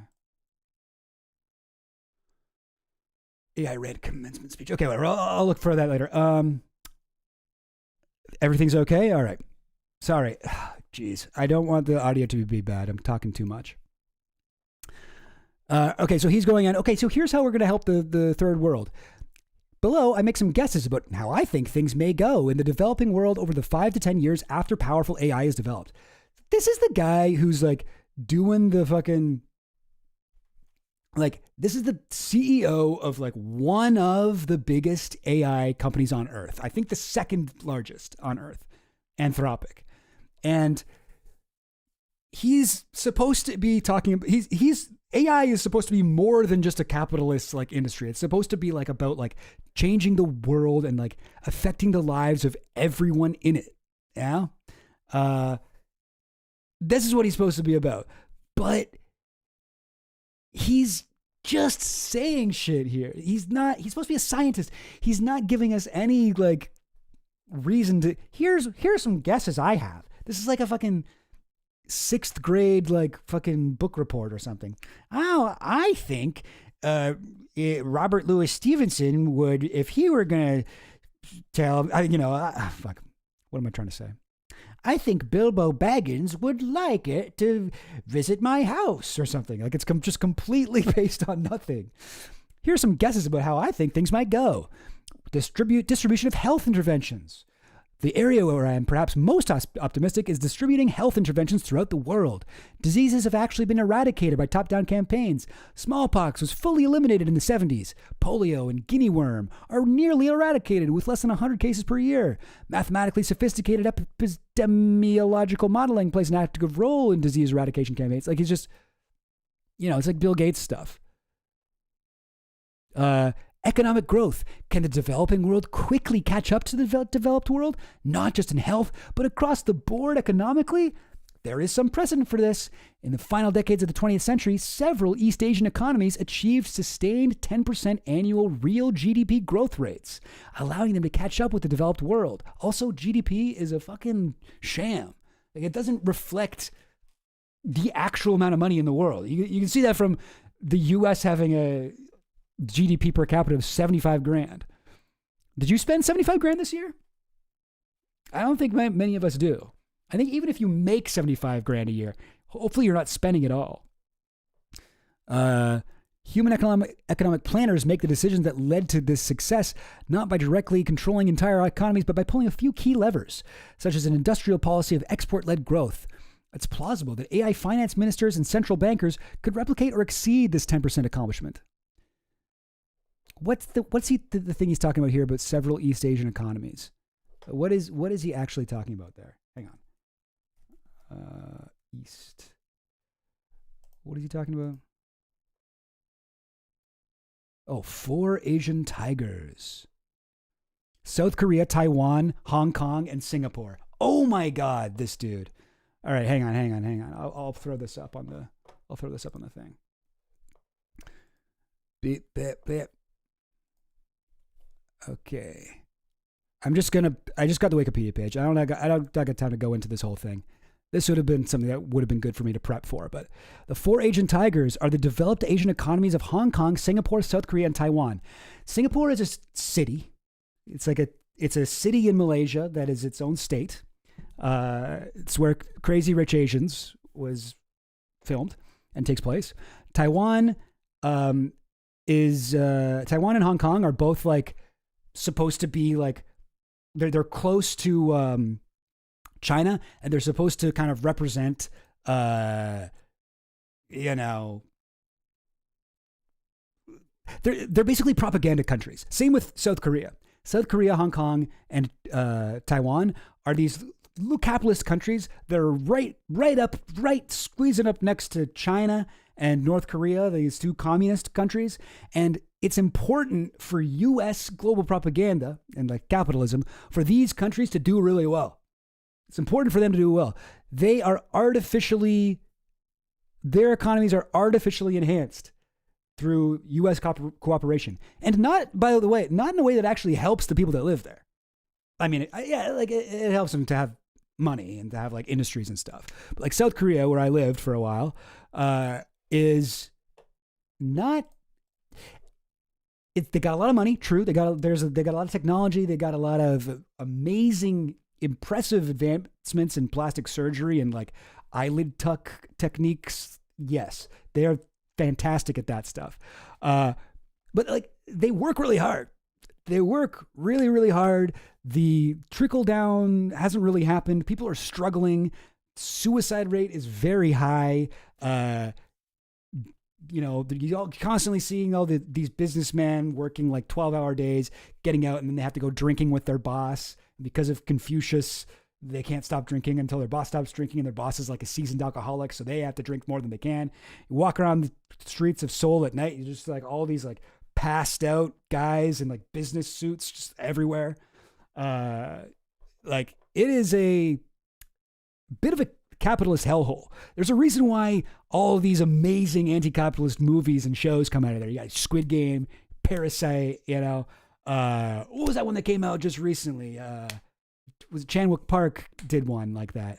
It's like No Other Way or something like that. Like there's a reason why like Americans in particular, or Canadians as well, but like myself, but there's a reason why their critiques of capitalism are so like palatable to us. It's because the US has created the capitalist like hellscape. It's like an exaggerated version of American capitalism, if you can believe that, in South Korea.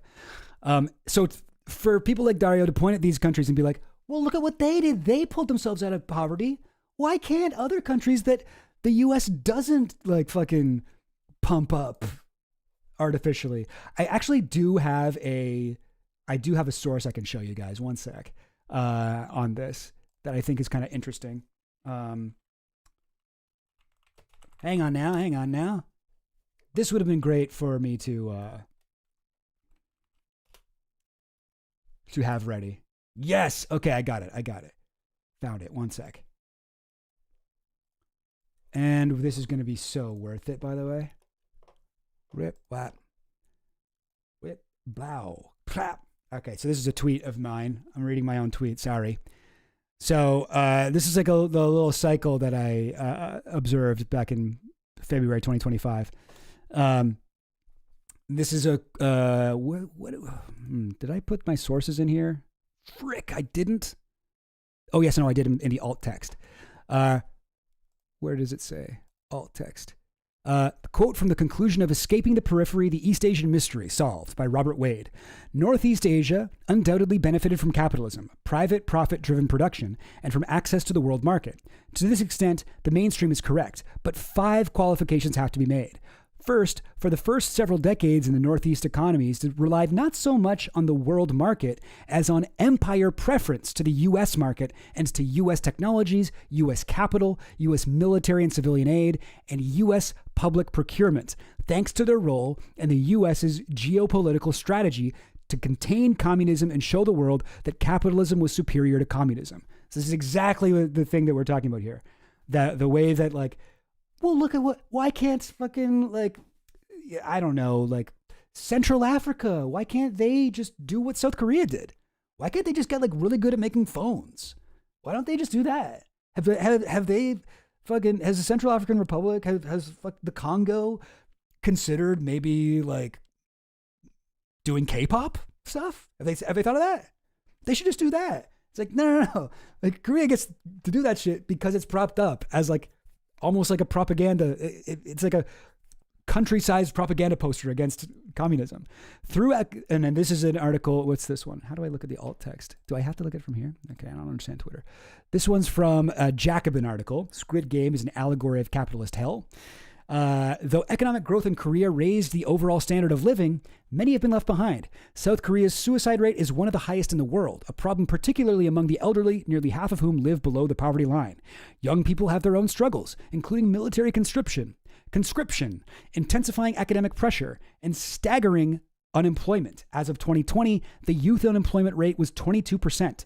Young Koreans have coined a term for this society of heavy stress and limited opportunity, Hell Joseon, in satirical reference to the rigidly hierarchical Joseon dynasty that modern Korea was meant to leave behind. It's kind of similar to like techno-feudalism. Like the Joseon dynasty was like, that's when Korea had like the kingdoms and whatever, like guys with the weird hats and stuff.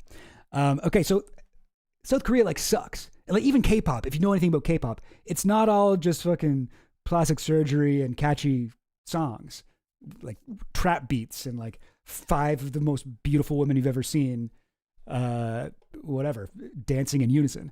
It's a lot more hellish than that. The entire experience for people who want to get into that. It's like a lifetime. It is its own fucking whole thing. K-pop. I should do a whole stream about K-pop. Like it's fucked. But then we get shit like Squid Game, and then America sees Squid Game and they're like, this is awesome. And then they make, I made this before Beast Games came out, but like America sees it and they're like, we should do that here. Let's do that for real. And yeah, I found Squid Game the challenge, and Beast Games even more, I guess. It's like a reflection of a reflection of a reflection. You know what I mean? Because South Korea is all propped up as a reflection of the US. And South Korea becomes this work-obsessed, soju-infused, suicidal hellscape. Koreans make anti-capitalist satire of Squid Game, another reflection. The USA sees that and doesn't quite get the satire and is like, oh, let's do that for real. It's a reflection of a reflection of a reflection. Anyway, this was a cool point I made a year and a half ago. Glad I could pull this up for this stream. All right. Moving on, moving back to Obsidian here. The 4 Asian tigers. And let's read again.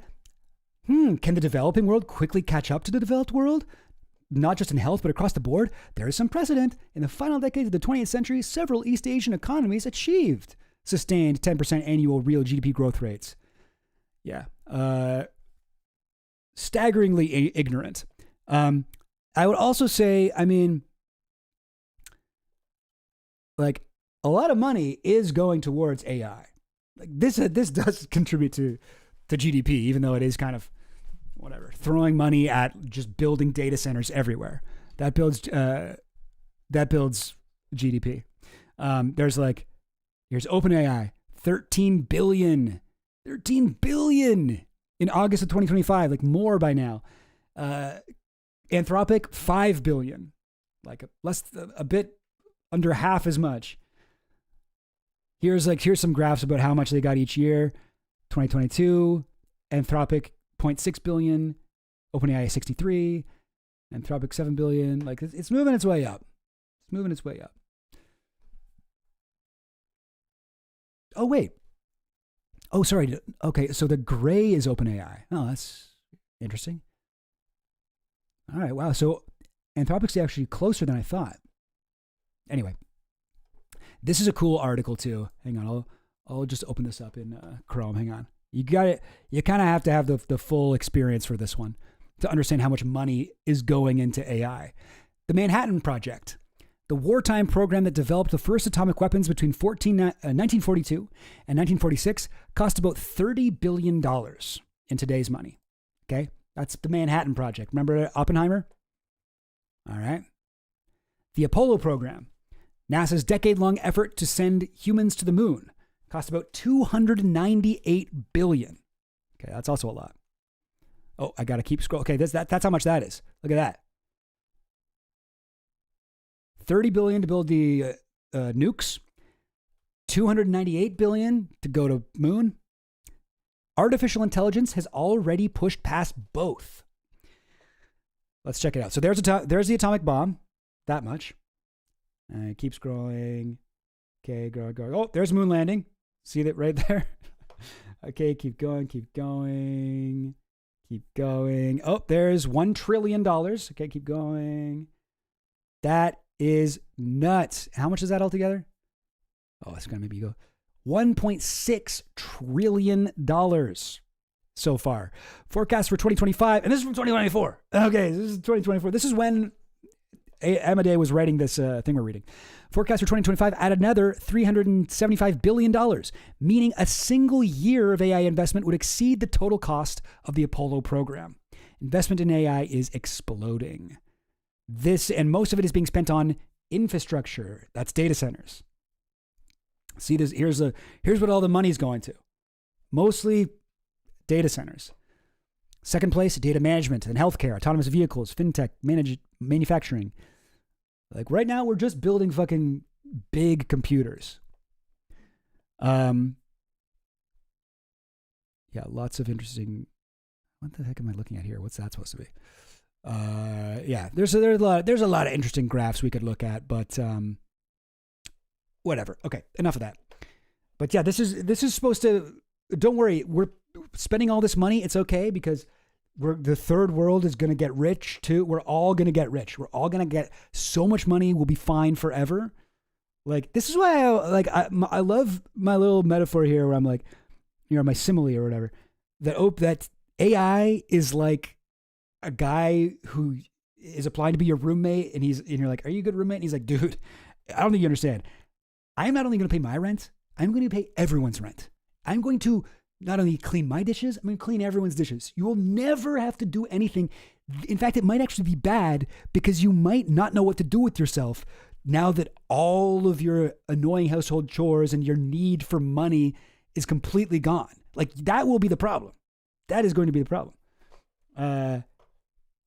And then you're like, "Oh, great. Okay, that guy sounds awesome. Yeah, he's the new roommate." He moves in, and then he's just blasting music all day, running the shower like 12 hours a day, clogging the toilet, leaving his shit everywhere across this literal like human shit, feces smeared across the walls. He takes over the entire refrigerator, steals money. He starts printing out like fucking Photoshopped pictures of you doing things in this disinformation campaign against you and your roommates and like other people in your lives, and like deep fake porn of you all over the fucking house. And you're just like, "What the fuck, dude? What is this?" And he's just like, "Dude, you are so small-minded. None of this matters. None of this matters. This is all what I just need to do this shit until I get to the point where I do all the stuff that I said I was going to do." Yeah. What? You think I'm just going to start paying your rent now? No. Stupid. You got to let me run the shower all day and like start doing this. And I need more space in the fucking pantry, and I need more space here, and I need this and I need that. And no, I can't do any of the cleaning. It's actually really funny that you think that's important. It's not. Just let me do that shit. And it's like, that's what AI's like. And these guys don't talk about any of that shit. They don't talk about any of the actual negative things that AI is doing. They only want to talk about, it could be dangerous because what happens when the robots know everything? It could be really bad. And even when I read these guys like this, when I read this guy's trying to be like, "Oh, but it could be so good," I end up like just so pissed off.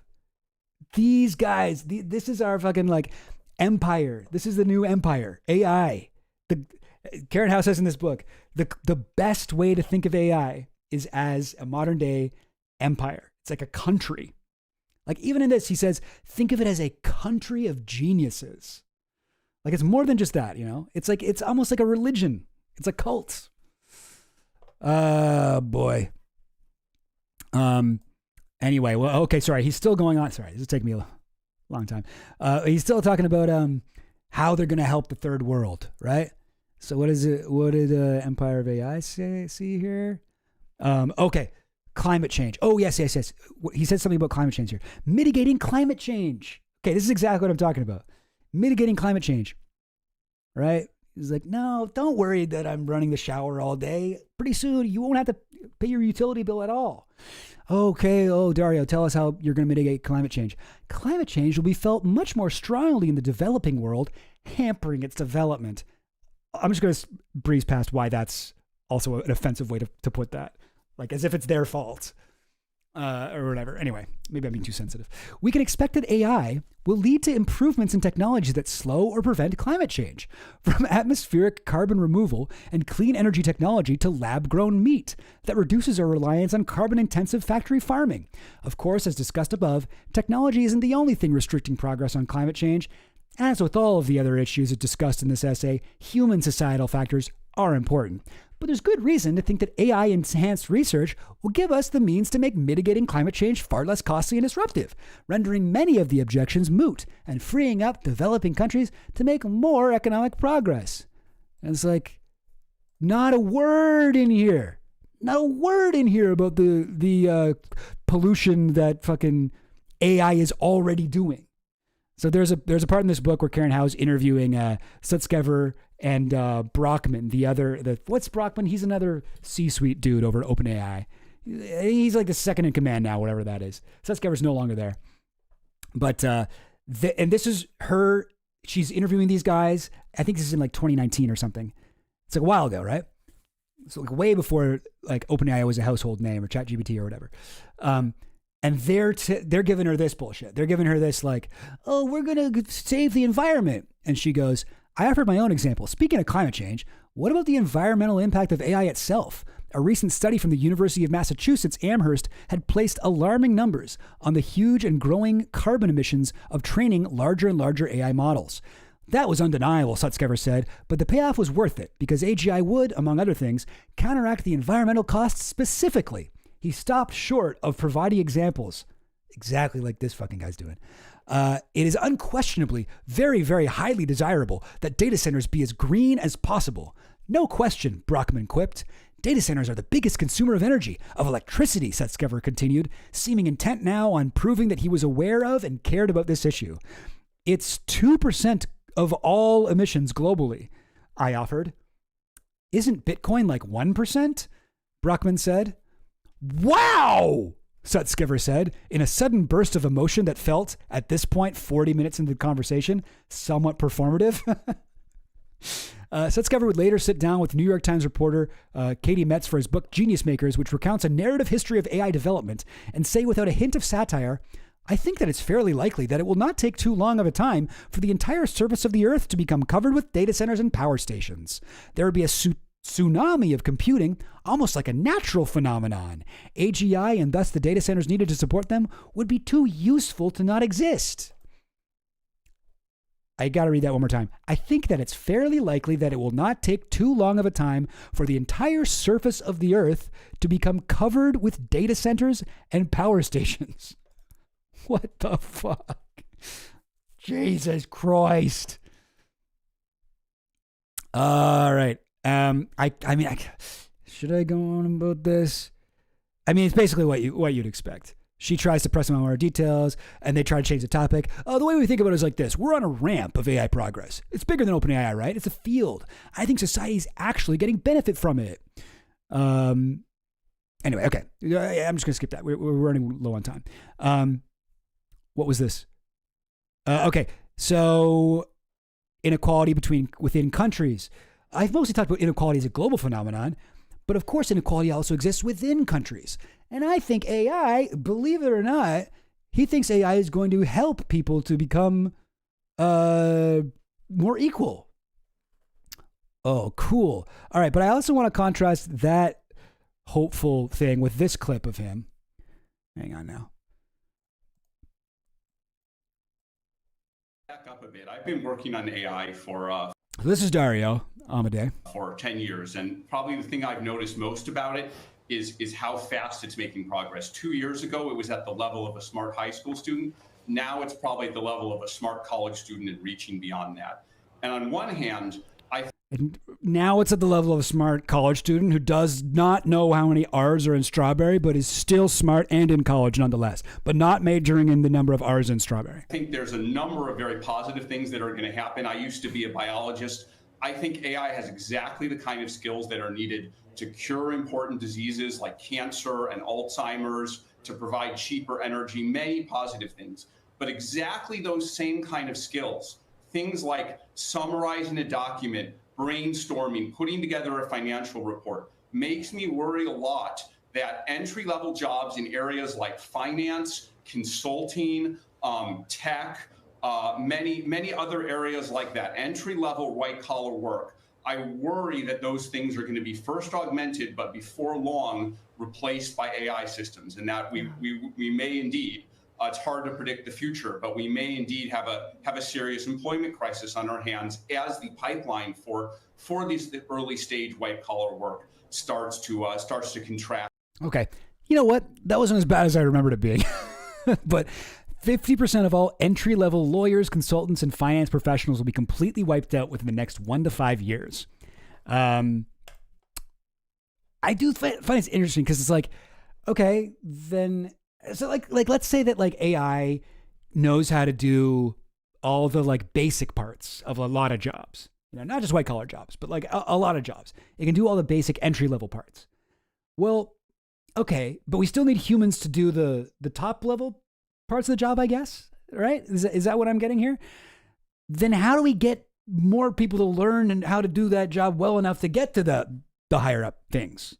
You know, like how do we get those guys? How can we, like, you know what I'm trying to say? It's like, guess what? Like pretty soon we won't even need to have apprentice blacksmiths. All the apprentice blacksmiths will just be fucking Roombas. We're gonna teach Roombas how to fucking smith iron. It's gonna be awesome. Okay, but then what happens when all the pro blacksmiths are old? Who takes their place? I guess does the AI also learn the tools of the trade, and are they able to do it? I mean, maybe that is what he's saying. I don't know.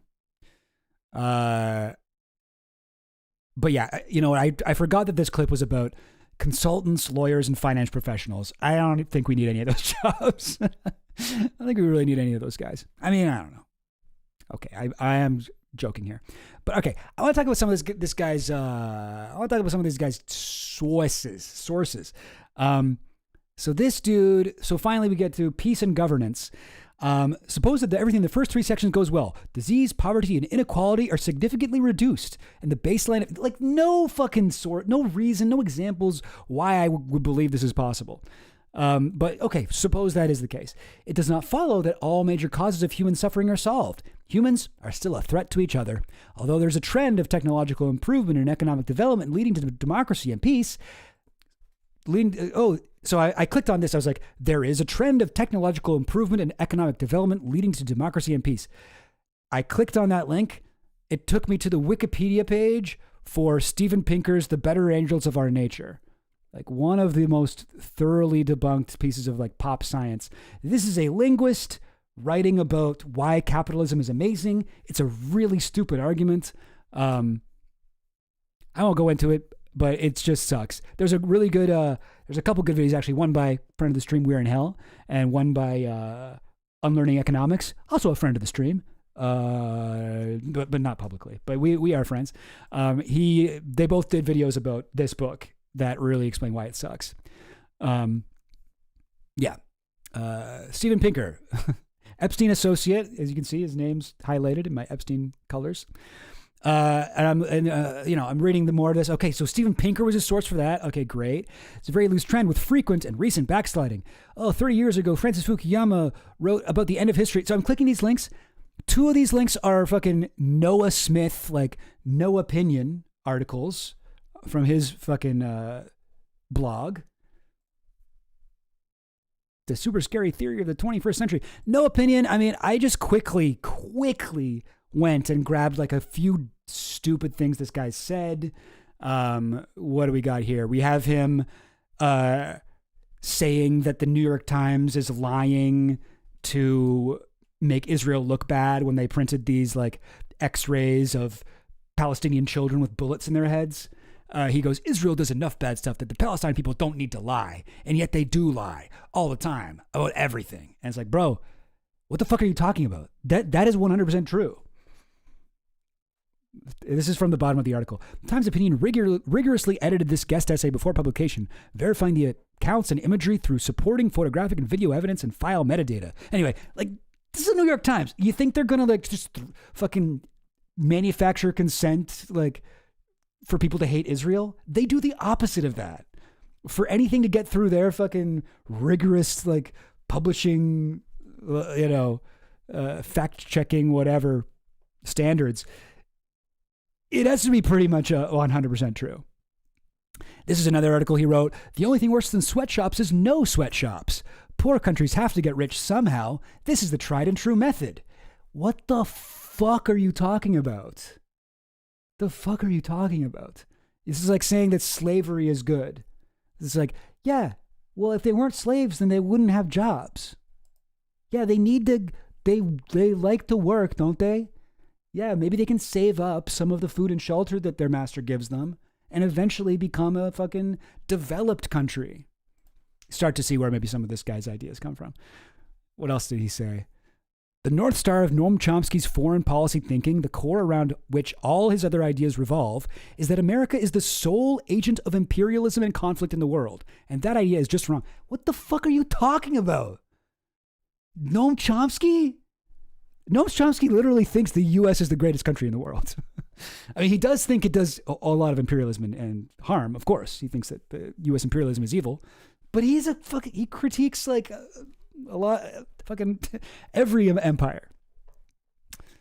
Anyway, I don't know. I feel like I'm wasting time. But this guy sucks. Oh, this is a picture of a bunch of like men stripped naked by Israel and with like numbers painted on their backs, and he just wrote, "That's nice." Like, this guy sucks. This guy sucks. Not just because he's a Zionist, but like he's dumb. He has bad takes about everything. And fucking Dario cites him 3 times in this essay. There's another time down here, I think. Anyway. So yeah, this is what, there's a trend. Did you know that the dawn of the 20th century, people thought, it's like his fucking history degree is reading like one of the dumbest guys on fucking Twitter, his blog. This is going to be one of the most powerful people on earth if even a fraction of his prediction comes true. He's already incredibly powerful. Like, it fucking upsets me. I actually, like, going through this and checking his sources, I was like not expecting them all to be like fucking pop science, like, you know, Malcolm Gladwell level books, Wikipedia pages, and like dumbass fucking blogs. Like, it's so rough, guys. It's so rough. Oh God. Anyway. Okay, moving on here. What was this one? Unfortunately, I see no strong reason to believe AI will preferentially or structurally advance democracy and peace, the same way I think it'll structurally advance human health and alleviate poverty. So funny that he's so confident about those things. Really? Like, I also think, like, if AI can alleviate poverty, like if it can actually do that, if it can alleviate poverty and make us an equal society, why would we fight? Why would we fight? Crime is caused by poverty. You want us to end crime? End poverty. But he's like, no, we'll still fight. We will still fight. Why would we fight? No one wants to fight. No one likes wars except for the people who get rich off of them. Like, anyway. So he's like, here he is talking about peace. Oh, good guys and bad guys. Oh, human conflict. I think the issue as having 2 parts: international conflict and the internal structure of nations. On the international side, it seems very important that democracies have the upper hand on the world stage when powerful AI is created. So he's like, we need to really overthrow a lot of these other countries and bring democracy to them.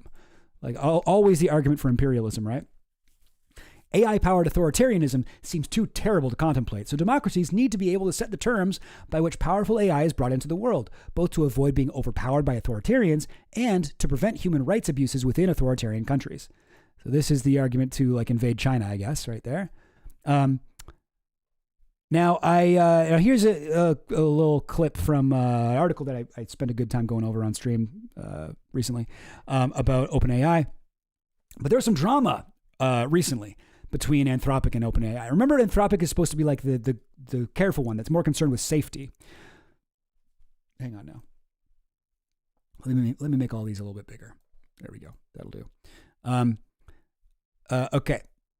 The erosion of safety commitments has become an industry norm. The founding premise of Anthropic was that given the right structure and leadership, it could keep safety commitments from disintegrating under commercial pressure. Again, the guy's underestimating how powerful the forces of capital are. One such commitment was a responsible scaling policy, which obligated Anthropic to stop training more powerful models if it could not demonstrate that they were safe. In February, as the firm secured $30 billion in new funding, it weakened that pledge. Yeah, of course it did. In some respects, Anthropic still emphasizes safety more than OpenAI does, but Clark, the former policy director, has said, the system of capital markets says, go faster. He added, the world gets to make this decision, not companies. Exactly. Oh, God. Last year, Amadei sent a memo to Anthropic employees disclosing that the firm would seek investments from the United Arab Emirates and Qatar. This is the same guy that just wrote this. Okay, anyway. But this is what you have to. You have to, because they're the only people who have hundreds of billions of dollars to just throw away at this shit. Acknowledging that this would likely enrich dictators. Like many authors, we are both parties in... Okay, I'm going to skip ahead. Okay, in 2024, this is the crazy part. Okay, this is the part I'm talking about here. In 2024, Anthropic partnered with Palantir. Anthropic, again... may remind you, supposed to be the nice guy, the cool, friendly guy of the AI companies.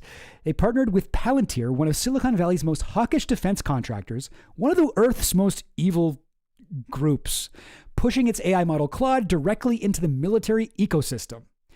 Anthropic became the only AI contractor used in the Pentagon's most classified settings.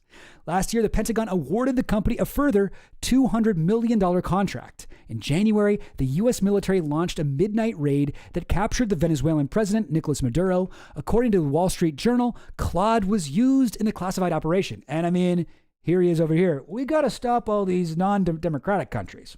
Because if they're not democratic, we got to take them over and make them democratic. This is like the thesis of Empire of AI is proved a million times in this thing, because this is exactly the argument that imperialists have used forever. It used to be like, we got to bring them Christianity. We got to bring them, teach them about the Lord and Savior, Jesus Christ. We got to do that. That's why we need to go there and kill them all and enslave them and do that shit. And then it was, we got to bring them democracy. We got to bring them democracy. They don't have democracy over there. That's why we got to go over and kill their leader and take over their country and install our own puppet. That's why we got to do it, so that they have democracy. We got to fucking interfere in their election to give them democracy. Now it'll just be like, we got to free the women of Iran. The gay people are treated so badly in Gaza. We got to go over there and kill everyone. That'll help. These are just false arguments. Anyway, I'm getting a little bit mad, eh? Let me try to calm down a bit. Okay, but tensions arose between Anthropic and the government. Years earlier, OpenAI had deleted from its policies a blanket ban on using its technology for military and warfare. But Anthropic didn't. They still had that. Eventually, Anthropic's rivals, including Google and XAI, agreed to provide their models to the military for all lawful purposes. Did you know about this? You heard about this? Google and XAI, that's Grok, agreed to provide their models to the military for all lawful purposes. Anthropic, whose policies bar it from enabling fully autonomous weapons or domestic mass surveillance, resisted on these points. And yet they partnered with Palantir. But anyway, okay. But this is actually good that they did this. It's good that they did. Yeah. I actually think it's cool that they did this. Whose policy, they resisted on these points, slowing negotiations for an overhauled deal. They didn't say no, but they slowed negotiations. On a Tuesday in late February, Defense Secretary Pete Hegseth summoned Amadei to the Pentagon and delivered an ultimatum.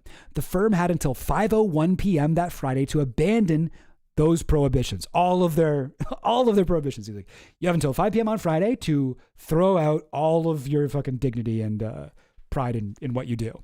The day before the deadline, Amadei declined to do so. Hegseth tweeted that he would designate Anthropic a supply chain risk, a devastating blacklist historically reserved for companies like Huawei that have ties to foreign adversaries, and made good on the threat days later. That is so fucked. That's so fucked that he did that. But also, there's only so much sympathy I can muster for the company that voluntarily partnered with Palantir and the U.S. Department of War. I guess it's nice that you drag your feet a little bit and pissed off Pete Hegseth enough that he, whatever, designated you like a fucking terrorist company. But like, I don't have that much respect to give you here. Now, right after this happened, Amadei here, he put out a memo where he was like, I fucking hate Sam Altman. It was a private memo. It was like in his company. The private memo. He's like, I hate Sam Altman. He sucks. He's just kowtowing to Trump. He's treating him like a fucking dictator. It's so pathetic. Blah, blah, blah. He actually like, it was kind of nice. He had a spine. Claiming that Sam Altman had given President Donald Trump dictator-style praise and bribing him with donations. Well, that didn't last very long because when that memo got leaked and people were like, oh, wow, good for him for saying that. Then he decided, okay, now I need to grovel. Now he issues a groveling apology for daring to criticize Trump. This is from what? Futurism? So I don't really know this website, but you can judge for yourself. It was a difficult, so Amadei says in public, it was a difficult day for the company and I apologize for the tone of the post. It does not reflect my careful or considered views. It was written 6 days ago and is an out-of-date assessment of the current situation. It's 6 days ago and it has not aged well. It's 6 days old and I look back on it like, what? I said, what? Oh my God, I was so silly back then. He regretted the memo became public at all. Anthropic did not leak this post nor direct anyone else to do so. It's not in our interest to escalate the situation. He's like, oh God, no, please. Please. He goes, Anthropic has much more in common with the Department of War than we have differences. He had 1 second of having a spine and a backbone and like being cool. We both are committed to advancing U.S. national security and defending the American people and agree on the urgency of applying AI across the government. Does this seem like the type of guy that is going to be able to pull off these fucking grandiose, like, claims and expectations he has? Oh, we're going to cause peace on earth and universal equality and we're going to end poverty and you're going to end poverty. You're going to end poverty, brother. You can't even fucking end. You partner with Palantir. Like, go fuck yourself, dude. Anyway, and I got a little clip of an interview he did shortly after. That's also insane. Oh, an error occurred. Please try again later. And I won't be doing that. No, we're going to go over to my old friend, the internet. Blow. All right, here we go. This is just a short. This is just a YouTube. You said that the real reason. And this is an interview by, I don't know this lady. I just know she works for The Economist, and she looks evil. And it does seem like she's kind of raking him over the coals on this, and like, yes. Say you're sorry to Trump. Apologize for the leaked memo. Yes, that's what we want. That's kind of the vibe I get. But honestly, I don't want to judge a book by its cover, and I'm sure she's very lovely. You said that the real reason for this impasse was that you hadn't lavished, quote, dictator-style praise on President Trump. Do you regret having said that? So I want to completely apologize for this memo. So I was so sorry about that. I didn't even think it was like something that would actually be happening. But I was just like almost like a writing exercise. Like, what would it be like if I was mad at the Trump who's actually the god? At least until we get AGI, he's like kind of like the God Emperor. It was pretty cool. And so don't even remember what I said, but it's not even that bad. I want to make sure that people. I kind of love the way he talks. He has a fun voice. Understand, right? Like this was something written on Friday after the following three things had happened, and then there was this deal between. Oh, am I getting blips? Dang it! What does that mean, blip? Like it's like it's skipping or something, or like a CD thing?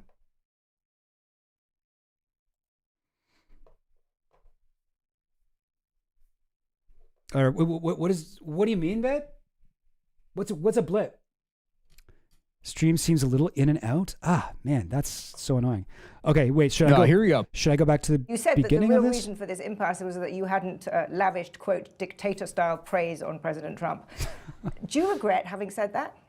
So the way she's smiling, it sort of seems like she's like, oh, I love making you.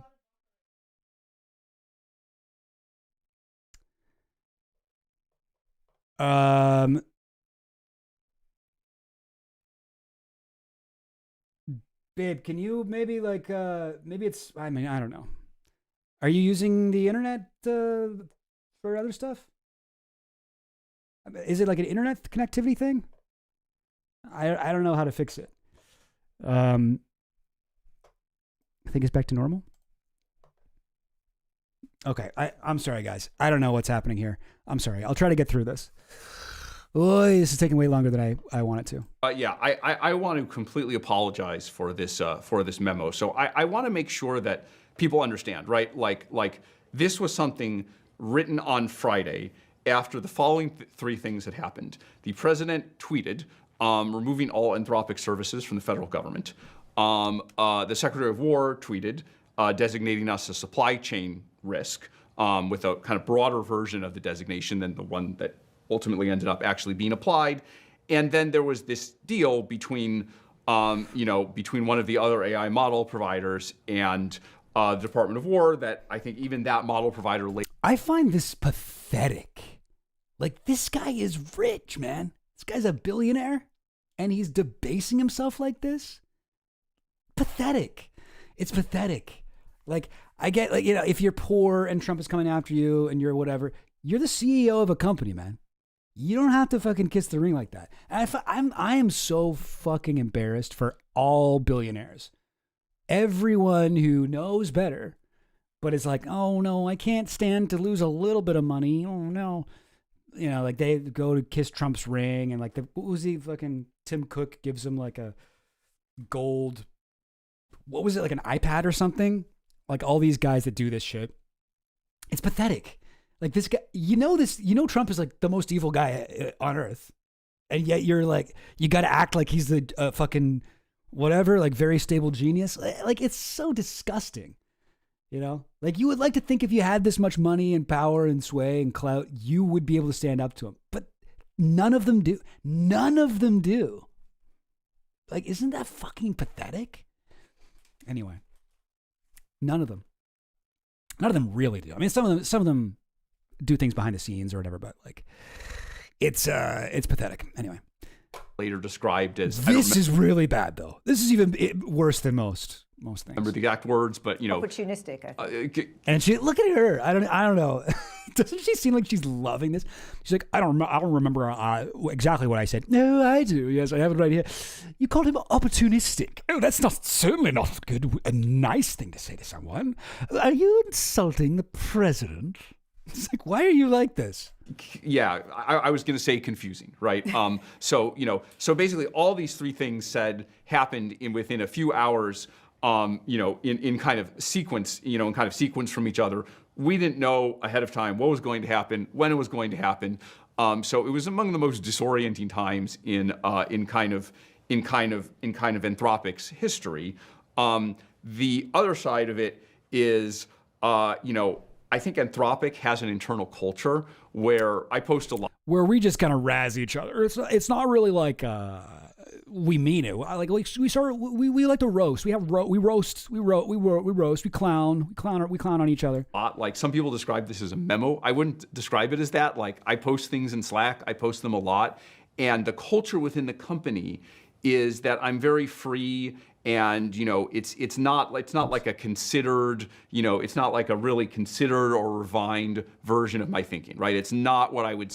And then once I refined my thinking and I really thought about it and I kind of asked Claude what I should do and what I should think, it was like, oh, actually, Trump is actually really good, and actually he's really smart. And I'm glad that Pete Hegseth says that I'm a terrorist, and he's right to do so. Say on reflection. You've been very clear now. You've apologized for the memo. Have you apologized to President Trump? Look at this. Okay, she is fucking loving it. She's but I don't really think that was a fully proper apology. Did you even mention Trump even once there, did you? Will you apologize to him? I've apologized to the people that I've talked to within the DOW. I'm happy to speak to others within the administration as well. I kind of don't know what will happen in the future, but I'm oh my God. I'm really happy to I'm really happy to speak to anyone. Oh my God, pathetic. Like, let's look at these comments. I'm sorry I spoke truth to power and hurt the investors. Actually, I'm just sorry I hurt the investors. Yeah. Poor fella. Poor fella. Saying what we all think in pain. He's not a poor fella, man. This is a fucking billionaire that's trying to take over the world, dude. Like, don't call him that, please. He should not have apologized. He's right the first time around. Should have stuck to his truth. But he doesn't get credit. He loses the credit because he fell back so far. Oh my God. I'm actually a little upset that people are not. Don't apologize for integrity. I just signed up and paid an annual subscription to Claude. Guys, no. Don't you see? This man is a coward. He is not capable of standing up for the world he himself wants to create. He is only going to create AGI if it's possible, which I don't think it is, but if he is able to create AGI, he will give it to the nearest fucking dictator psychopath. Okay? That is what these guys will do. All of them. There's no reason to trust any of them. This is the best one. This is the best one. The one that's most concerned with safety and shit. Whoy. All right. Okay.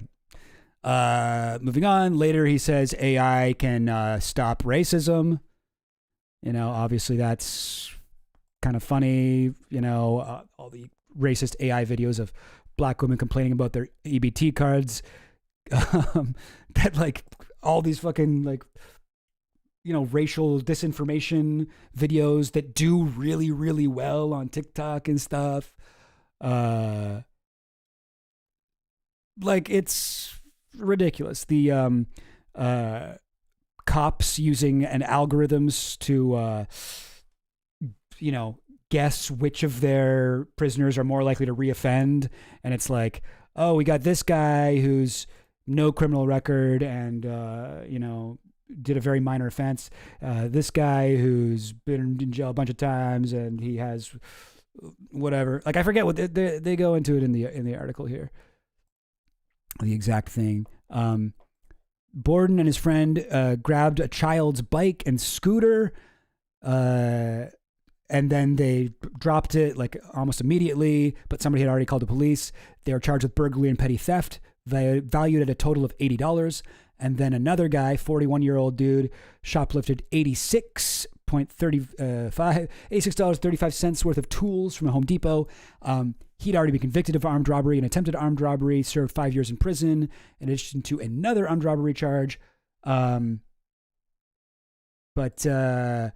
then when they asked the algorithm, the computer program, okay, what's the likelihood of each one committing a future crime? The black one got rated high risk, and white guy got rated low risk. Oh, that's weird. I wonder why that would be.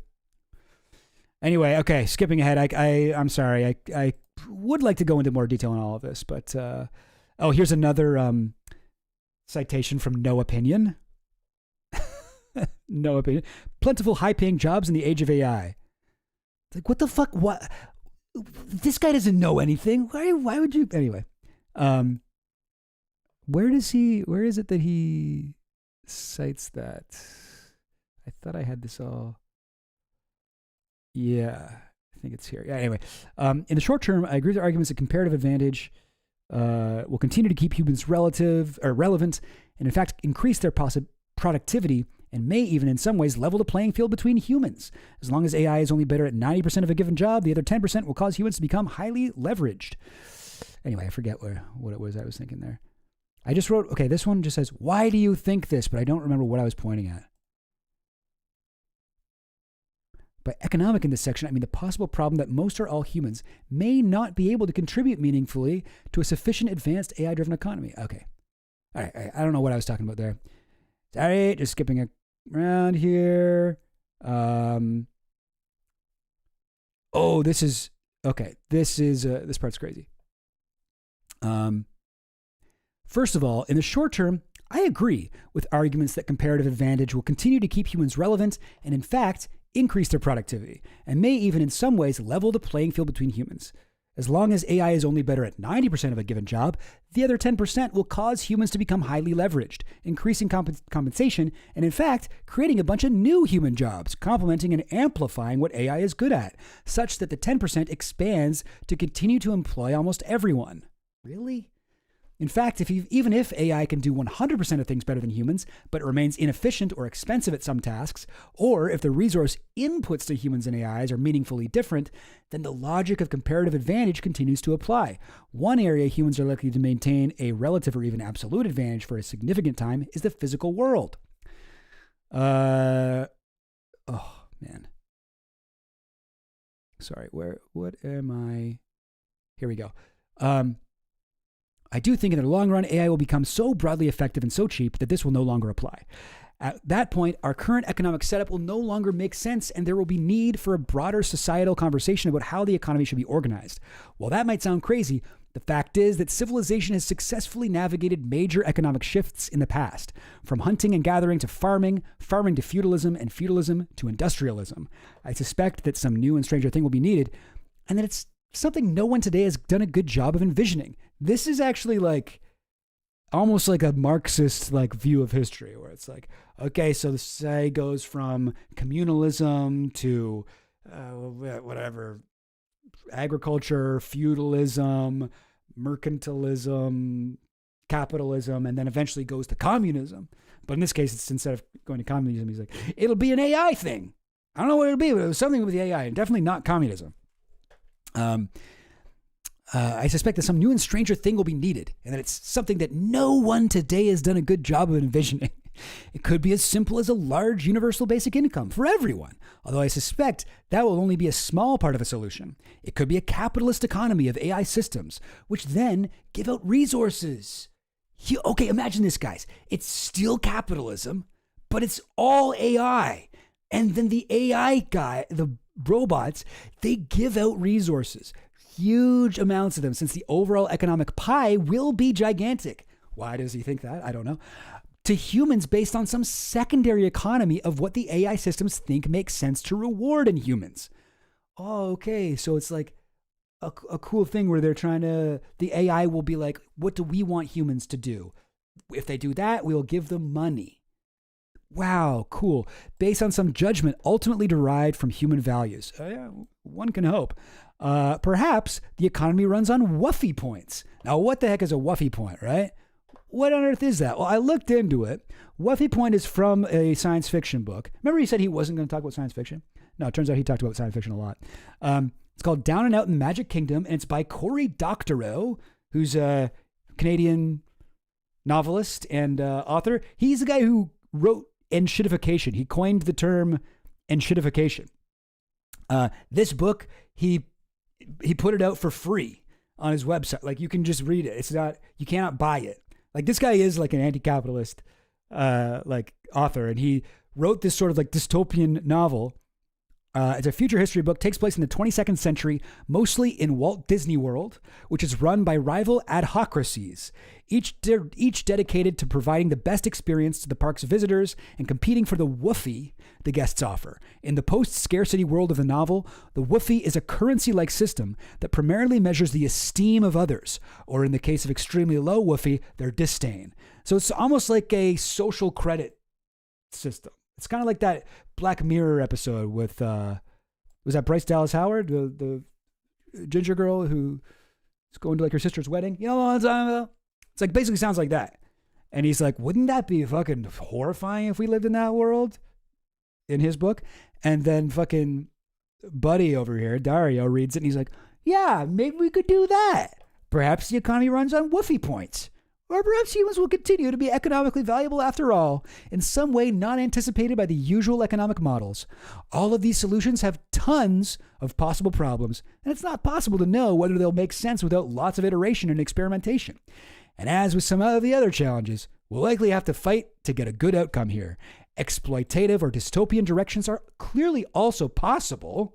It's like, I guess maybe I could, I don't know, work with Palantir and the Department of War and like, you know, use AI to blow up kids in Gaza and spy on people in America and I don't know, all that stuff.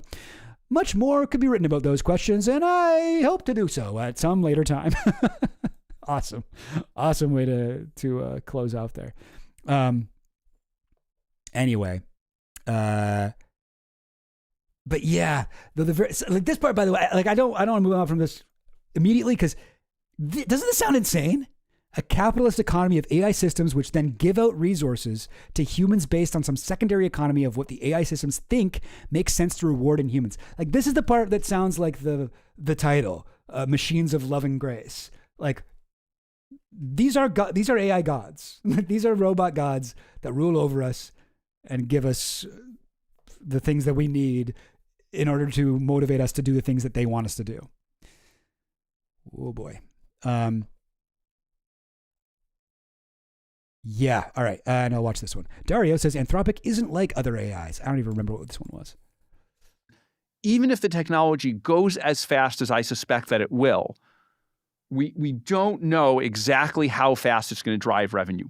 We know it's coming, but with the way you buy these data centers, if you're off by a couple years, that can be ruinous. It is just like how I wrote, in Machines of Loving Grace, I said, look, I think we might get this powerful AI, this country. Quoting himself. I do sometimes do that. I'm like, oh, in my old video, I said this. But I don't know. I do get kind of like Messiah complex vibes from him, I get Messiah complex vibes from like everyone in tech. Like every tech CEO thinks that they're fucking the newest prophet, if not God himself. Genius in the data center. That description you gave comes from the Machines of Loving Grace. I said, we'll get that 2026, maybe 2027 again. That is my hunch. Wouldn't be surprised if I'm off by a year or two, but like 2026 or 2027. Okay. So this one, by the time he did this one, he had expanded it a little bit. That is my hunch. Let's say that happens. That's the starting gun. How long does it take to cure all the diseases, right? That's one of the ways that like drives a huge amount of economic value, right? Like you cure every disease, I'm also like, I don't know. Am I overreacting here? Because he's like, we cure every disease. That's going to drive a huge amount of economic value. And it's like, no, you don't. I don't want you to cure every disease so you can become rich, like cure every disease and then actually do that. Like get rid of all the diseases. You get AI to figure out how to cure every disease. That belongs to humanity, please. But no, it's going to be, it has to be economically productive. Question of how much of that goes to the pharmaceutical company, to the AI company, but there's. Okay, Hot Golly, you don't got to come for me like that. Earlier this stream, this dude pulled up his own tweet. Please, okay, when you edit this, can you make me look like I'm not a hypocrite, please? An enormous consumer surplus. Use AI to edit this and make it so that I look good and smart and cool. Plus, because everyone, assuming we can get access for everyone, which I care about greatly. We cure all of these diseases. How long does it take? You have to do the biological discovery. You have to, manufacture the new drug. You have to, go through the regulatory process. I mean, we saw this with like vaccines and COVID, right? Like there's just this, we got the vaccine out to everyone, but it took a year and a half, right? And so my question is, how long does it take to get the cure for everything, which AI is the genius that can, in theory, invent, out to everyone? How long from when that AI first exists in the lab to when diseases have actually been cured for everyone, right? We've had a polio vaccine for 50 years. We're still trying to eradicate it in the most remote corners of Africa. And, the Gates Foundation is trying as hard as they can. Others are trying as hard as they can. But, that's difficult. I don't expect most of the economic diffusion to be as difficult as that, right? That's like the most difficult case. But there's a real dilemma here, and where I've settled on it is it will be faster than anything we've seen in the world, but it still has its limits. And so then when we go to buying data centers, the curve I'm looking at is okay. We've had a 10x a year increase every year. So beginning of this year, we're looking at 10 billion in annual rate of annualized revenue at the beginning of the year. We have to decide how much compute to buy. It takes a year or two to actually build out the data centers, to reserve the data centers. So basically I'm saying like in 2027, how much compute do I get? It's like earlier in this same interview, he was saying 2026 or 2027. And I was like, it'll be 2027. Well, I could assume that the revenue will continue growing 10x a year. So it'll be 100 billion at the end of 2026 and 1 trillion at the end of 2027. And so I could buy $1 trillion. Actually, it would be like $5 trillion of compute, because it would be $1 trillion a year for 5 years, right? I could buy $1 trillion of compute that starts at the end of 2027. And if my revenue is not $1 trillion, if it's even 800 billion, there's no force on Earth. There's no hedge on Earth. How much compute are they devoting to curing diseases right now? Probably somewhat less than the amount that's being used to create like revenge porn and, political disinformation attack ads against Thomas Massey or whatever. There's a lot of things that are being done with AI right now. I don't think a majority is any of the things that he's been promising, but that could stop me from going bankrupt if I buy that much compute. And so even though a part of my brain wonders if it's going to keep growing 10x, I can't buy $1 trillion a year of compute in 2027 if I'm just off by a year in that rate of growth, or if the growth rate is 5x a year instead of 10x. Yeah. I like how many syllables are in Dario's pronunciation of the word that. Yeah, he's like, that kind of thing, right? He's like, that. You really got to, when you're trying to do his voice, you got to do a lot with the lips. His lips are kind of all over the place. Like that, and what I was going to say, I don't know, I can't quite do it yet. I'll get there. Then you go bankrupt. And so you end up in a world where, you're supporting hundreds of billions, not trillions, and you accept some risk that there's so much demand that you can't support the revenue, and you accept still some risk that, you got it wrong and it's still slow. And so when I talked about behaving responsibly, what I meant actually was not the absolute amount. That actually was not, I think it is true we're spending somewhat less than some of the other players. It's actually the other things, like, have we been thoughtful about it? Or are we YOLOing and saying, oh, we're going to do $100 billion here, $100 billion there? I kind of get the impression that, some of the other companies have not written down the spreadsheet, that they don't really understand the risks they're taking. They're just kind of doing stuff because it sounds cool. If you enjoyed this clip. And, he's like sort of implying here, we're not like that. We're not like that. We're not like that. Anthropic is different. We're not like other girls. We have better intentions for society. And I think that, like, maybe I'm being naive. I actually do believe him. I think that he thinks that Anthropic is different.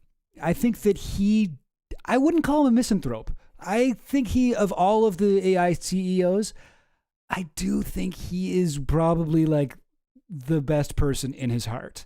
And to me, that is what is the most blackpilling about AI, is that even the guy who's the good one, who hasn't fired his entire safety department, who actually stood up to Donald Trump for 1 second, who refused to use his fucking Claude to control drones, like, who did all these and then immediately was fired and replaced by Grok and OpenAI, like, right? Like, he's a little bit nicer. Like, they do the safety reviews of all the AI companies. All of them got failing grades. I think, I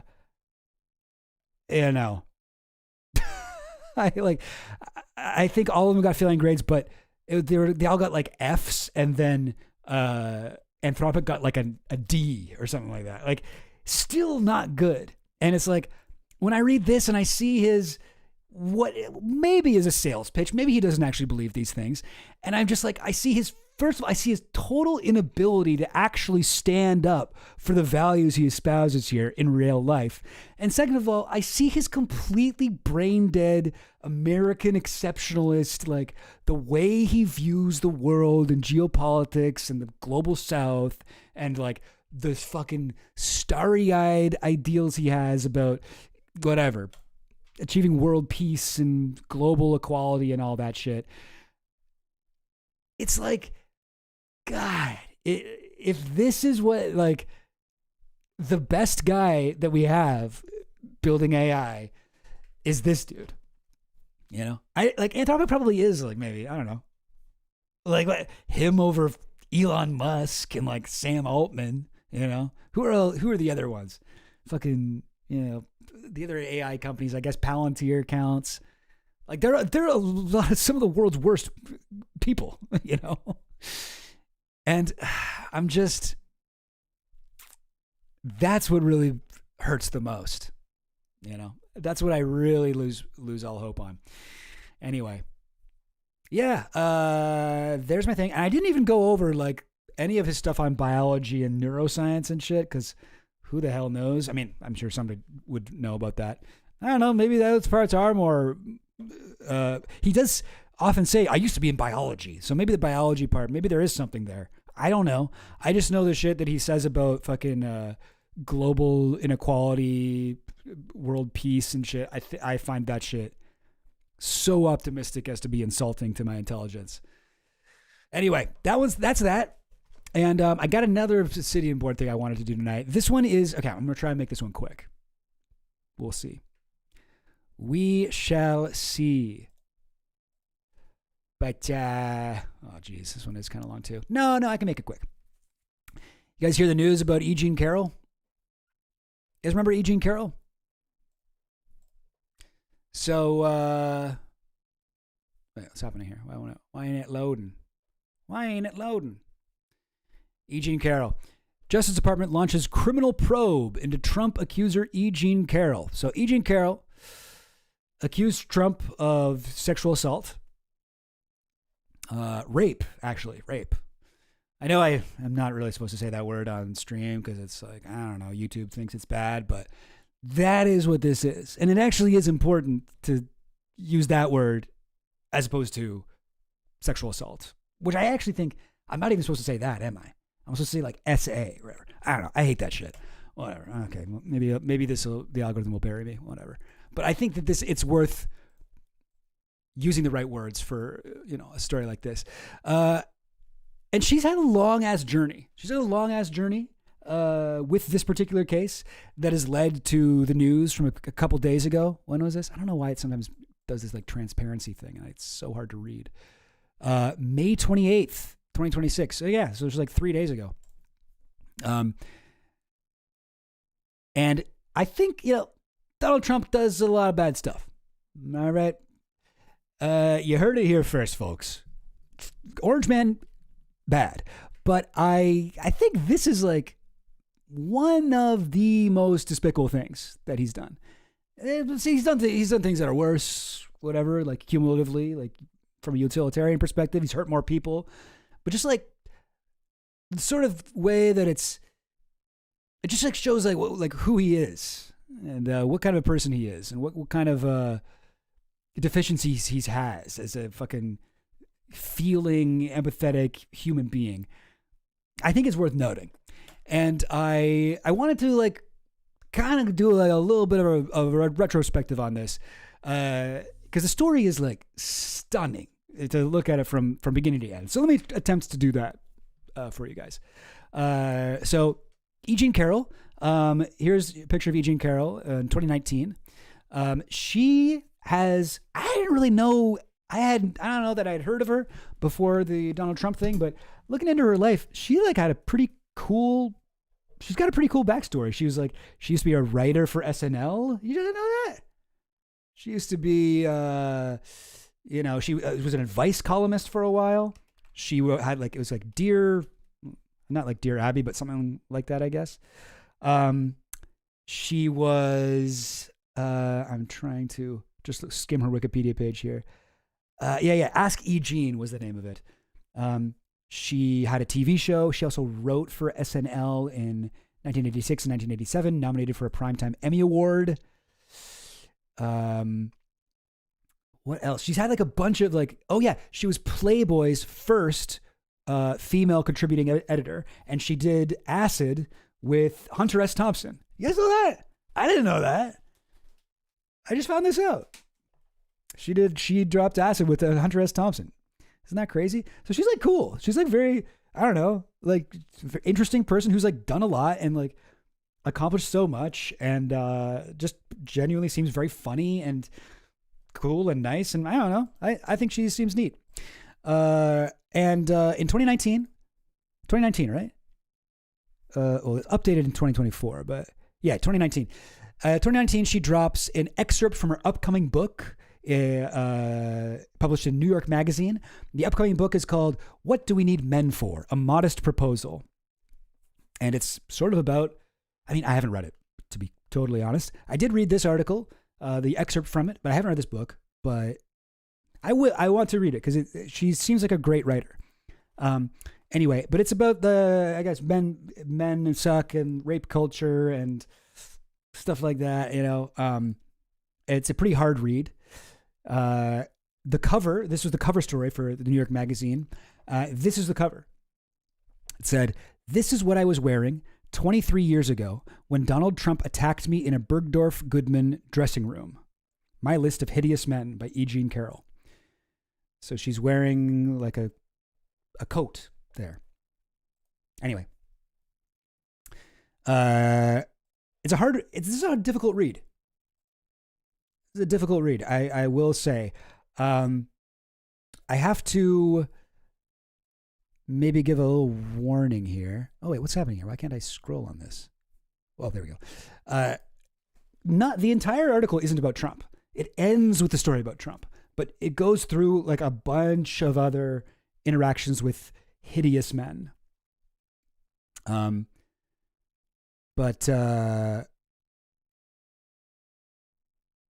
Yeah. Okay, reading this now, I'm like, oh, okay, maybe the Hunter S. Thompson part is also bad. Hunter S. Thompson, now there's a good candidate. I know, I wrote his biography. Does Hunter, the greatest degenerate of his generation, who kept yelling, "Off with your pants," as he sliced the leggings off my body with a long knife in his hot tub, make the list? Nah. And if having my pants hacked off by a man lit to the eyebrows with acid, Chivas Regal, champagne, grass, chartreuse, Dunhill's cocaine, and Dove bars does not make the list, because to me there is a big difference between an adventure and an attack. Who in God's name does make my hideous list? Okay. All right. I mean, not. I guess Hunter didn't make the hideous list, but still not good. I would not say that's a good thing to hear that he did. So I'm just going to scroll down here. I'm not going to read the entire thing, but I am going to read the most difficult part of it. Again, it'll be relatively quick. I'm not going to dwell on this, but I want to. I think it's important to read like what she originally wrote about this, in her own words. So she is, and I'll let you know when I'm about to get to that part if you want to like tune out for a couple minutes. Understandable. And I will, I don't think we need to do a whole lot of dwelling on it, but it is an important part of this overall case. So, okay. So she gets to number 20 on the most hideous men of my life list. Hey, you're that real estate tycoon. He tells her, "Oh, I'm looking to buy a present for a girl. You want to come with me into this department store? You can help me shop for it." And she's like, "Okay, sure."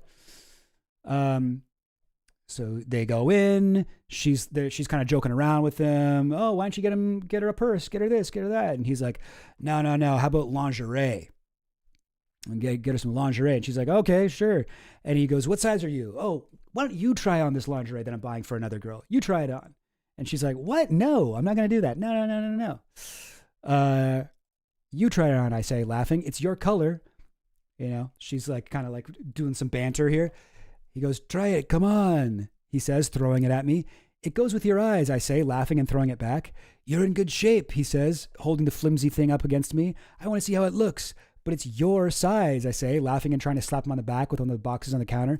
"Come on," he says, taking my arm. "Let's put this on. This is going to be hilarious," I'm saying to myself. And as I write this, I'm staggered by my stupidity. As we head to the dressing rooms, I'm laughing aloud and saying in my mind, I'm going to make him put this thing on over his pants. So she's still like having fun, right? She's still like she said with Hunter S. Thompson, the difference between an attack and an adventure. There are several facts about what happens next that are so odd I want to clear them up before I go any further. Did I report it to the police? No. Did I tell anyone about it? Yes, I told 2 close friends. And people have corroborated this with the 2 friends that she mentions here. They're both like famous writers. And I guess like TV correspondents. Skipping through this. Do you have any photos or visual evidence? Bergdorf security cameras must have picked us up at the entrance of the store. We would have been filmed on the ground floor in the bags and hat sections. But, even if it had been captured on tape, it wouldn't be enough. Why haven't I come forward before now? Receiving death threats, being driven from my home. I thought this was really, really powerfully written. Why haven't I come forward before now?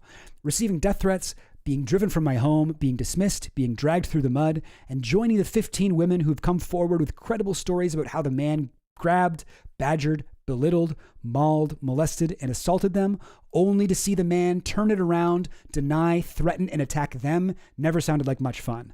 Also, I am a coward. And so that's her like little disclaimer. And here is where she gets into the actual story. So here's the part I would say, if this is kind of like something that is like triggering to you personally, or if something that you just don't want to hear, maybe tune out for like, I don't know, give me like, I'm not going to say 5 minutes, like 4 minutes. I think I can get through this then. And I'm going to just kind of skip to the important part here. Okay. So they go to the dressing room. The moment the dressing room door is closed, he lunges at me, pushes me against the wall, hitting my head quite badly, puts his mouth against my lips. I'm so shocked, I shove him back and start laughing again. He seizes both my arms and pushes me up against the wall a second time, and as I become aware of how large he is, he holds me against the wall with his shoulder and jams his hand under my coat dress and pulls down my tights. I'm astonished by what I'm about to write. I keep laughing. The next moment, still wearing correct business attire, shirt, tie, suit, jacket, overcoat, he opens the overcoat, unzips his pants, and forcing his fingers around my private area, thrusts his penis halfway, or completely, I'm not certain, inside me. It turns into a colossal struggle. I'm wearing a pair of sturdy black patent leather 4-inch Barney's high heels, which puts my height around 6'1", and I try to stomp his foot. I try to push him off with my one free hand. For some reason, I keep holding my purse with the other, and I finally get a knee up high enough to push him out and off, and I turn, open the door, and run out of the dressing room. The whole episode lasts no more than 3 minutes. I do not believe he ejaculates. I don't remember if any person or attendant is now in the lingerie department. I don't remember if I run for the elevator or if I take the slow ride down on the escalator. As soon as I land on the main floor, I run through the store and out the door. I don't recall which door and find myself outside on 5th Avenue. And that was my last hideous man. The Donna Karan coat dress still hangs on the back of my closet door, unworn and unlaundered since that evening. And whether it's my age or the fact that I haven't met anyone fascinating enough over the past couple of decades to feel the sap rising, as Tom Wolfe put it, or if it's the blot of the real estate tycoon, I can't say. But I have never had sex with anybody ever again. All right, that's it. That's the section I wanted to read there. Yeah, that was a fucking bomb drop. I know it's hard to remember every scandal that this guy gets into, because it seems like every fucking week there's another thing that's as bad as this or worse. But this was like a big deal for like a few days when it happened. And Trump, what did he do? Well, he hang on. Actually, wait. Did I get an interview here? Maybe. Yes. Okay. I got a little bit of an interview here with her. So this was after that, before the next thing happened. Get out of here. Get out of here, ad. Oh God, brutal. Okay, here we go. It was a fight. I want women to know that I did not stand there. I did not freeze. I was not paralyzed, which is a reaction that I could have had because it's so shocking. No, I fought. And it was over very quickly. It was against my will, 100%. And I ran away.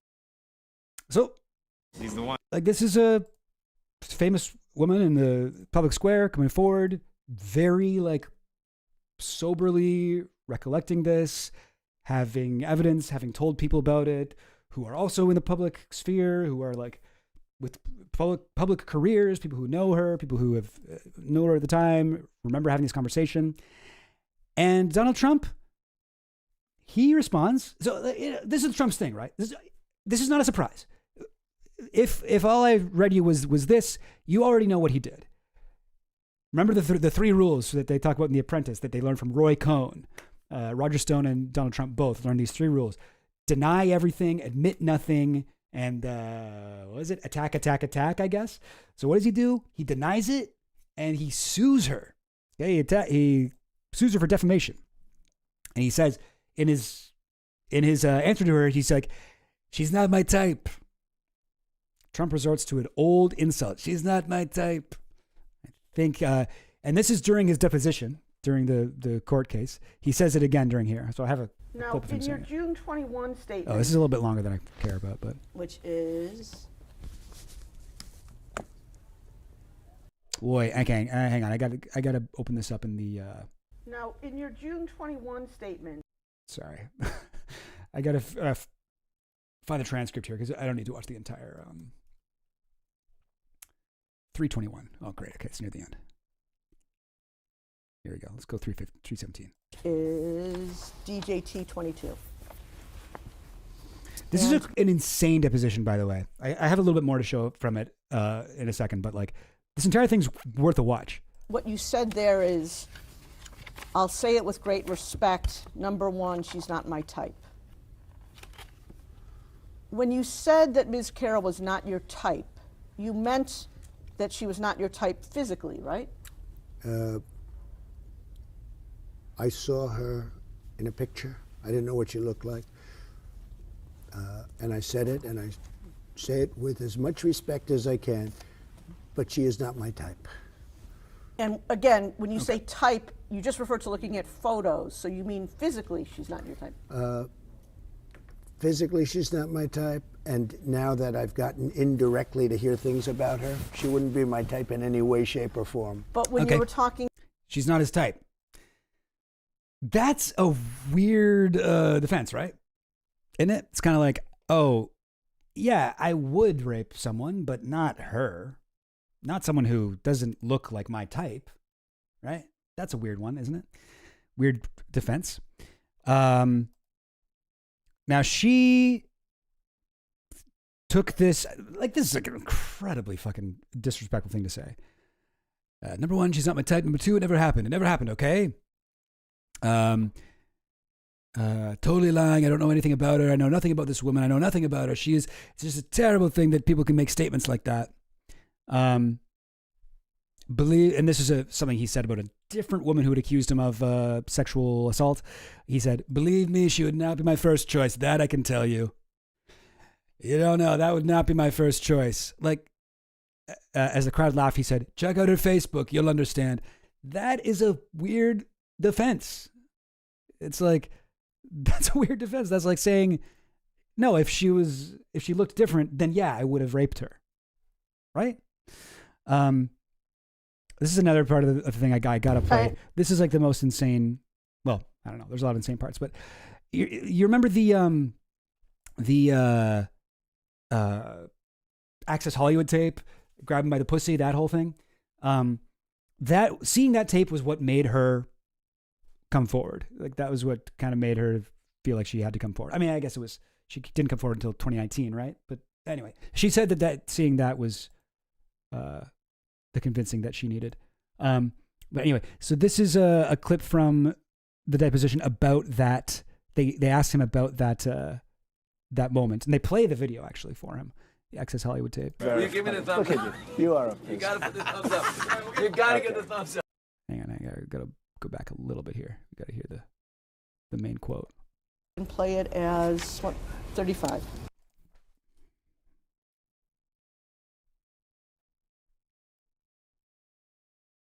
The audio just stop or no? Is this part just not? Yeah. She used to be very. She's still very beautiful. I moved on her, actually. She was down in Palm Beach. I moved on her, and I failed. I'll admit it. Whoa. I did try and fuck her. She was married. It's huge news, Sarah. No, Nancy. Yeah. No, this was marriages. And I moved on her very heavily. In fact, I took her out furniture shopping. She wanted to get some furniture. I said, I'll show you where they have some nice furniture. I took her out furniture. I moved on her like a bitch, but I couldn't get there. And she was married. And all of a sudden, I see her. She's now got the big phony tits and everything. She's totally changed her look. She's your girl's hot as shit. In the purple.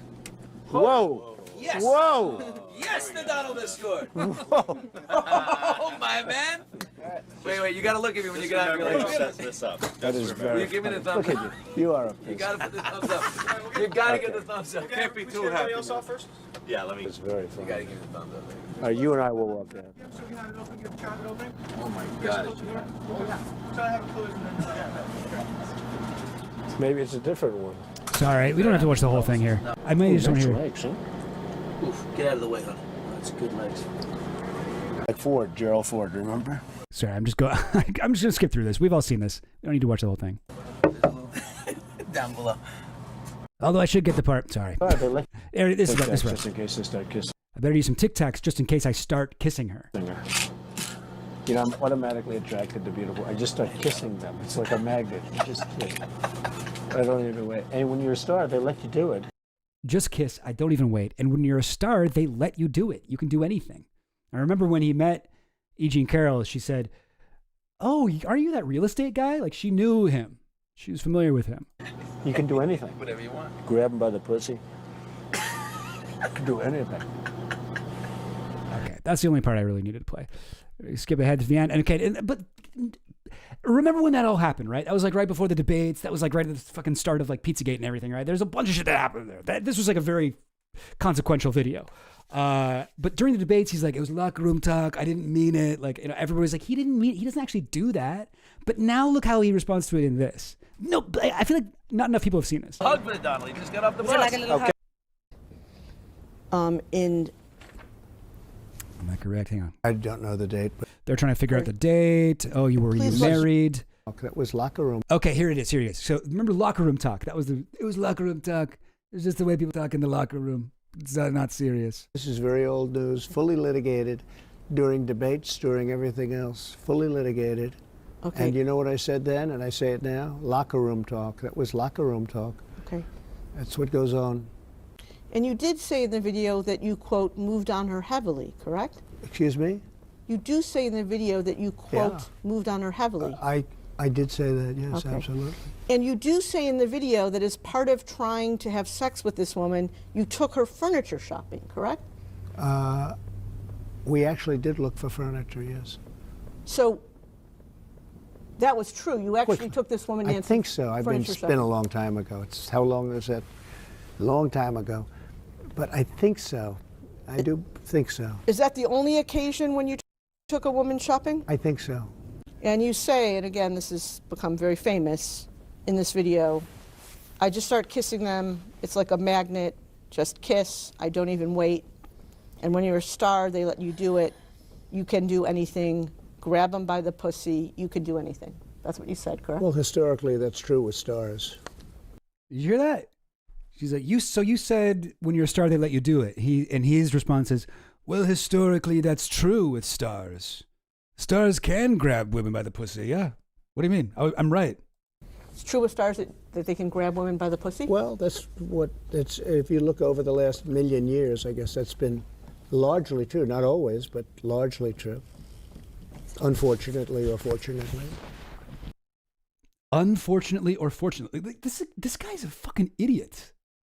Like, yeah, I know he's a horrible person and a rapist, but like, he's like, you know, unfortunately or fortunately, you're on deposition for rape, dude. Like, why would you say that? Man, anyway. And you consider yourself to be a star? I think you can say that, yeah. And it's like, yeah, I'm a star. Now, you said before, a couple of minutes ago, that this was just locker room There's just talk. one more. This is the last part I want to play, but I think it's wild. It's locker room talk. And so, does that mean that you didn't really mean it? No, it's locker room talk. I don't know. It's just the way people talk. It's like, so when he said locker room, that was the whole excuse, right? That was locker room talk. Come on, it's locker room talk. It's just the way people. It's a locker room talk, and everyone took that to mean, oh, you didn't mean it then. Oh, so it wasn't literal. You don't literally grab women by the pussy. Okay, it's just locker room talk. It's just the way people talk in the locker room. Not any locker room I've ever been in. That would be fucked up if any of my boys said that in any type of room. But like, okay, it's just locker room talk. I guess maybe I haven't been hanging out in the right locker rooms. This right here, he's like, yeah, it's locker room talk. And she's like, okay, so that means it didn't happen? He's like, no, it doesn't mean it didn't happen. Yeah, it's just the way people talk. It's locker room talk. It's like, do you not understand, Trump? Like, do you realize that you are completely going back on like earlier, he's like, this has been litigated many times, the debate, this and that, many times. And it's like, dude, but this is the thing that you never said. Like, you gave them this. Anyway, absolutely wild. There's another insane part of the thing that I'm going to play a little clip about. The next thing that happened was, they went to court. Hang on. What the heck what's going on here? Boston Globe. What the heck? I don't want to do that. I don't want to do that, Boston Globe. All right, whatever. I can't figure out how to close this. Okay, whatever. It doesn't matter. The main thing is Trump accused again of sexual misconduct, insults women who said he assaulted her. Ugh. Oh, because it's all right. Anyway, whatever. Here she is at something wearing a Not My Type shirt. That was also the name of her book. It came out later. It's called Not My Type, about this whole thing, about the trial and stuff. But I gotta show this. This is a clip from a. This is another clip that I hadn't seen from the same interview, and they'll set it up here a little bit actually. Hang on. You're saying Marla's in this photo? So they're showing him a photo. They're showing him this photo. Okay, this is the photo, and he says, and he's like, Marla's in there, and she's like, you're saying Marla's in the photo? That's Marla. Yeah, that's my wife. Which one? Because Marla Maples was who he was married to in between Ivana and Melania Trump. I think this was the photos from like 1995. No, that's not quite right, is it? I forget exactly when it is. But yeah, so Marla Maples was one of his wives. No. Here. He's pointing here. Oh, is that? The person you just pointed to was I E. Jean see. Carroll. Who is that? The person he pointed to was E. Jean Carroll. So he saw this photo. So right here's who's actually in the photo. That's Donald Trump on the left. That is E. Jean Carroll, the woman who is not Donald Trump's type. Remember, not his type. That's her right over his shoulder there, if you can see. Next to them, that's E. Jean Carroll's husband. I don't know his name, sorry. And then next to him, that's Ivana Trump, Trump's first wife. And they show his picture to Trump, and Trump's like, that's Marla. That's my wife, Marla, right there. Points at E. Jean Carroll, who again is not his past. Not his fucking wife. Like, that's Marla. So, all right, here's Marla Maples, by the way. That's Marla Maples. Okay. There's Trump. There's E. Jean Carroll. All right. Marla Maples. It's a similarity. All right. So I thought we could do like a little thing here. So who do we think this is? Marla Maples, E. Jean Carroll. This is E. Jean Carroll. This is E. Jean Carroll winning Miss Indiana University or something like that. Back in the day, back when she was in college, I guess. So she was a beauty queen in her day. But not everyone's type is beauty queens, by the way. Not everyone's type is beauty queens. You know, just because she was winning beauty pageants, that doesn't mean Donald Trump would be interested in anyone like that. But yeah, that is E. Jean Carroll. Here's Marla Maples. She's a little bit older in this one, I think. But here she's kind of that age. Here's this one, E. Jean Carroll as a cheerleader. Here's E. Jean Carroll. Here's this one. What do we think? That's Marla Maples. Marla Maples, E. Jean Carroll. And who's this? Marla Maples. So I feel like I'm better at picking out the two of them than Donald Trump is. But yeah, just like a fun little game you can play. Marla Maples or are you smarter than a U.S. president, you know? So the fucking guy, like, that's Marla. That's Marla right there. And the woman on the right is your then wife, I don't know. Ivana? This was the picture. I assume that's John Johnson. Is that John? Because it's very blurry. So this is an amazing moment, right? So this is the woman who directed the documentary about E. Jean Carroll that Amy Goodman's interviewing here. This is Donald Trump, who said he'd never met this woman, who she was not his type. And of course, then E. Jean Carroll writes a book, He's Not My Type. And he is confusing E. Jean Carroll with his ex-wife, Marla Maples. Yes. Now, Insane. you know, Amy, this was reported at the time, but I don't think people, myself included, can fully appreciate or understand what was happening here until we were able to just really play it out in the film. Yeah, it's as you said. There's Trump one more part that she talks about that I think is very funny. is presented with this. Or, I mean, maybe not funny, but Interesting. photo that shows, him meeting E. Jean or saying hello to E. Jean in a receiving line. And he gets very confused. He is asked to identify everyone in the picture, and his wife, Ivana Trump, is there, and with him. But he looks at E. Jean and he says, "That's Marla. That's Marla, my wife." Now, Robbie Kaplan, so quick.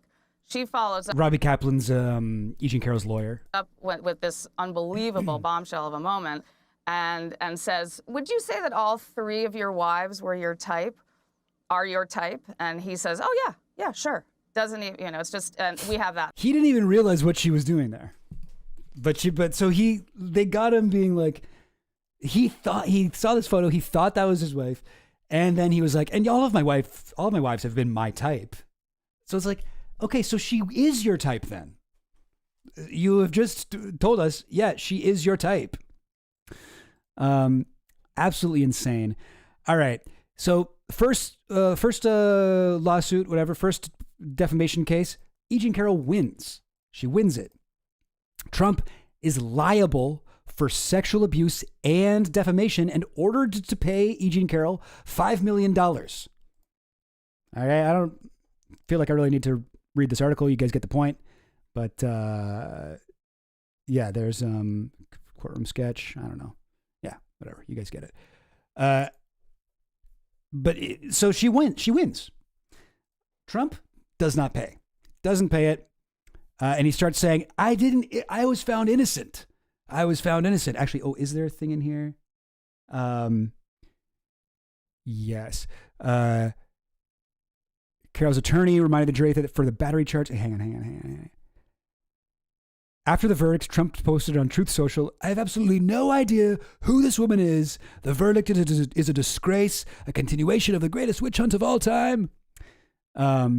And they appealed the thing. There's a thing I'm looking for where they sort of claimed victory, even though they lost. They claimed victory. Or maybe it's in this article. But maybe it's in here. Yeah. Yes. So Trump's lawyer said this was a rape claim. This was a rape case all along. And the jury rejected that. They made other findings. It's like, actually, it turned out he was innocent. And the judge, because they started saying this shit, the judge from the case came forward and was like, no, he's like, because the official result of the case was a sexual assault charge, let me be clear here. Actually, in this case, yes, hang on. Yeah, Trump's attorneys have sought a new trial, have argued the jury's $5 million verdict against Trump was excessive. The reason sexual abuse could be as limited as the groping of a victim's breasts. It's like, oh yeah, that's no big deal. But that was rejected, and the judge said that there is a New York legal definition of rape that's far narrower than the word is understood in the common modern parlance. The former, okay, we don't necessarily need to get into the full details here. I feel like I already read the intense thing at the start, but yes, the judge from this case came forward after Trump tried to be like, no, it wasn't, I was found innocent actually, I'm totally exonerated. Judge is like, no, you legally were found. It's a little more complicated than that, but I understand that the rule that makes the definition of sexual assault versus rape very narrow in New York specifically has now changed. So today, if the same trial was run, it would be legally found to be rape. But the judge is like, no, in the sense that like people use it in their everyday life. Yes, you were found guilty of that. Anyway, then, wait, what was this one? Oh yeah, I guess this is the same thing. Hang on, sorry, I'm looking for. Oh, where were we? Okay, so then Trump sues her again, appeals, takes her to court again, and he loses again. And this time he owes her $83.3 million. Okay, he loses again. Okay, defamation damages trial. Trump is being like humiliated by this woman. Okay, it's really, she's dragging his name through the dirt, like a dog, like a dog would do. Like a dog would drag through the dirt. Here's a little clip from around the time. Oh, hang on. No, I don't want you guys to watch an ad. You guys are too susceptible to advertising. You'll definitely buy it. You'll see that shit. I know every single one of you here is going to stop watching the stream and you're going to be like, oh, what is it? I'll buy it. You're going to go to Healthy Taiwan or something. But no. Let's watch this little clip.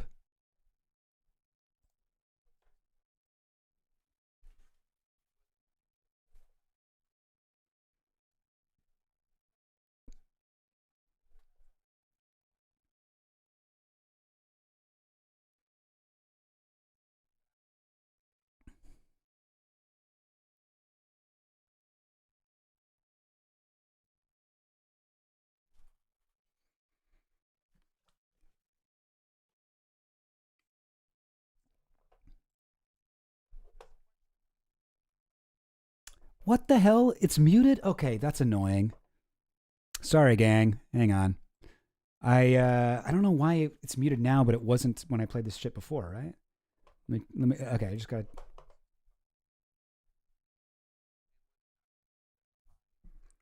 Oh my god, that's so weird.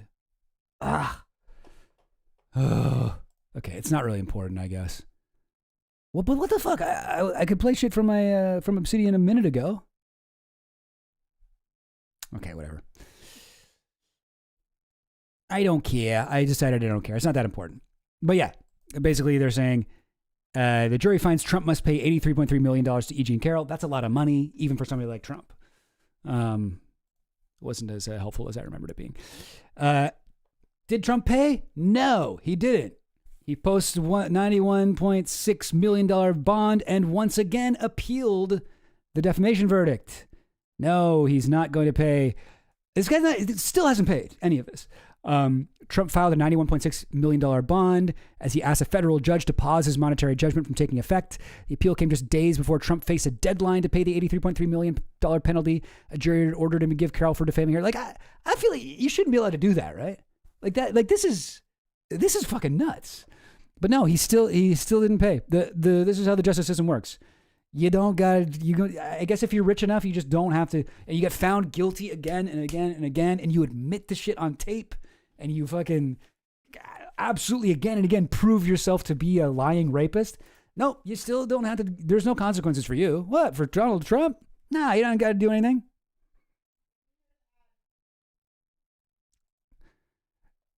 Yeah, I know, but I'm not playing that. There's no ad. They mean the ad from before. Okay, sorry. I'm sorry. Oh, everything's good. Goblin Queen's trying to help from the other room. But they went to appeals, and that court was like, no, Trump, you do have to pay this. You do have to pay this.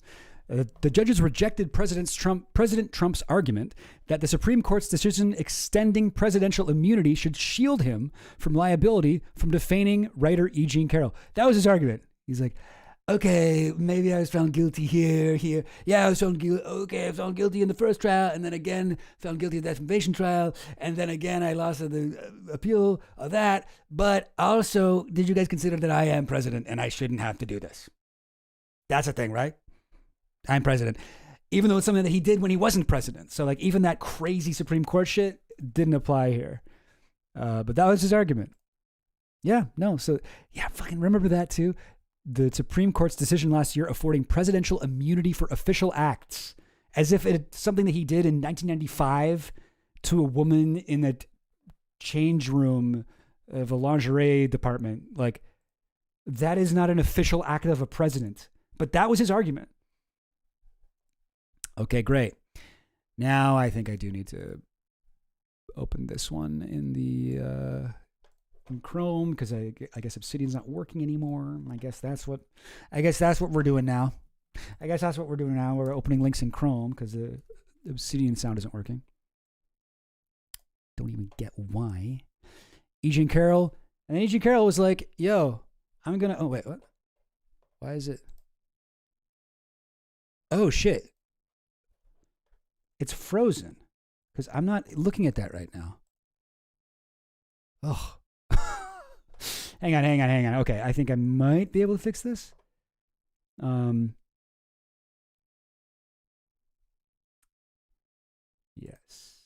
This? Nope.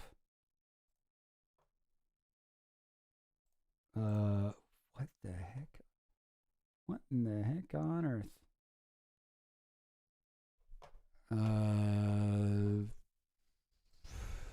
Let's try it. Let's try this.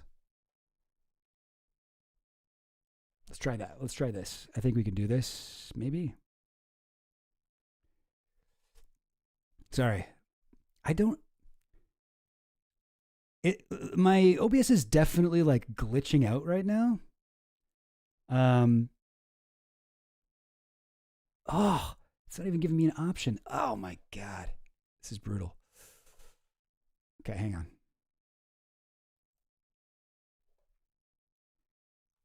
Sorry. I don't even really know how to keep talking while this is happening.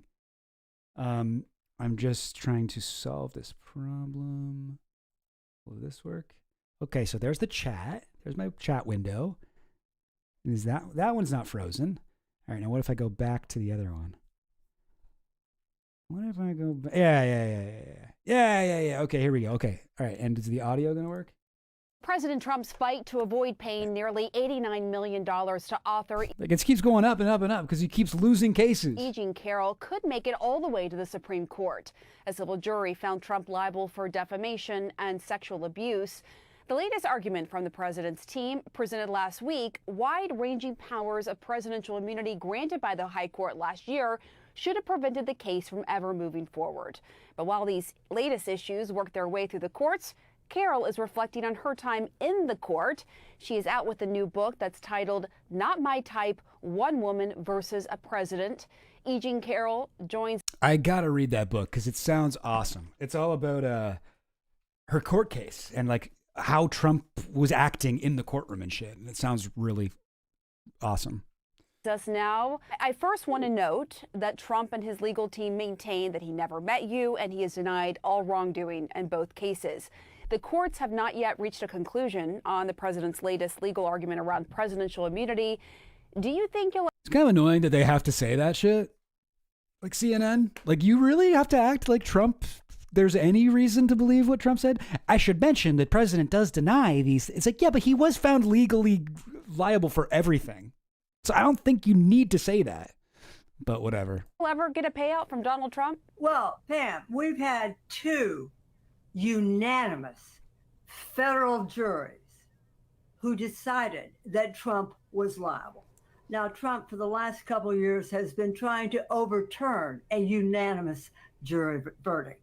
He is not going to succeed. A legal spokesperson for the president shared this statement with us. The American people are supporting President Trump in historic numbers, and they demand an immediate end to the political weaponization of our justice system and a swift dismissal of all the witch hunts, including the Democrat-funded Carroll hoaxes, the defense of which the Attorney General has determined is legally required. The Democrat-funded Carroll hoaxes. Jesus. Be taken over by the Department of Justice because Carroll based her false claims on the president's official acts, including statements from the White House. President Trump will keep winning against liberal lawfare. What are they talking about? This is the argument about like how they are their official acts, so you can't. Donald Trump is allowed to rape if it's an official act of the president. He's allowed to do it. You cannot get him in trouble because it was an official act. The country was in danger. Someone needed to step up. As he is focusing on his mission to make America great again. Now, we should note this month an appeals court rejected Trump's attempt. It's truly horrifying. Like, this is the fucking flood the zone shit. Because, like, I remember hearing about this and being so, like, upset by it. But, like, there's been just a billion things every week that you just forget about this shit. Have the government substitute for him as a party in outrageous. this case. But how do you respond to the administration's consistent public statements denying your allegations and attacking your credibility? What it's like going up against Donald Trump and what my response is to that idiotic statement is I found myself in a high comedy surrounded by characters that not even John Grisham could have created. And so this is what I did when I wrote about the trials. It was so funny and so absurd. You just heard some of his absurdities in that statement. that I had to write it down. There was a moment when What the heck is that? Where's that coming from?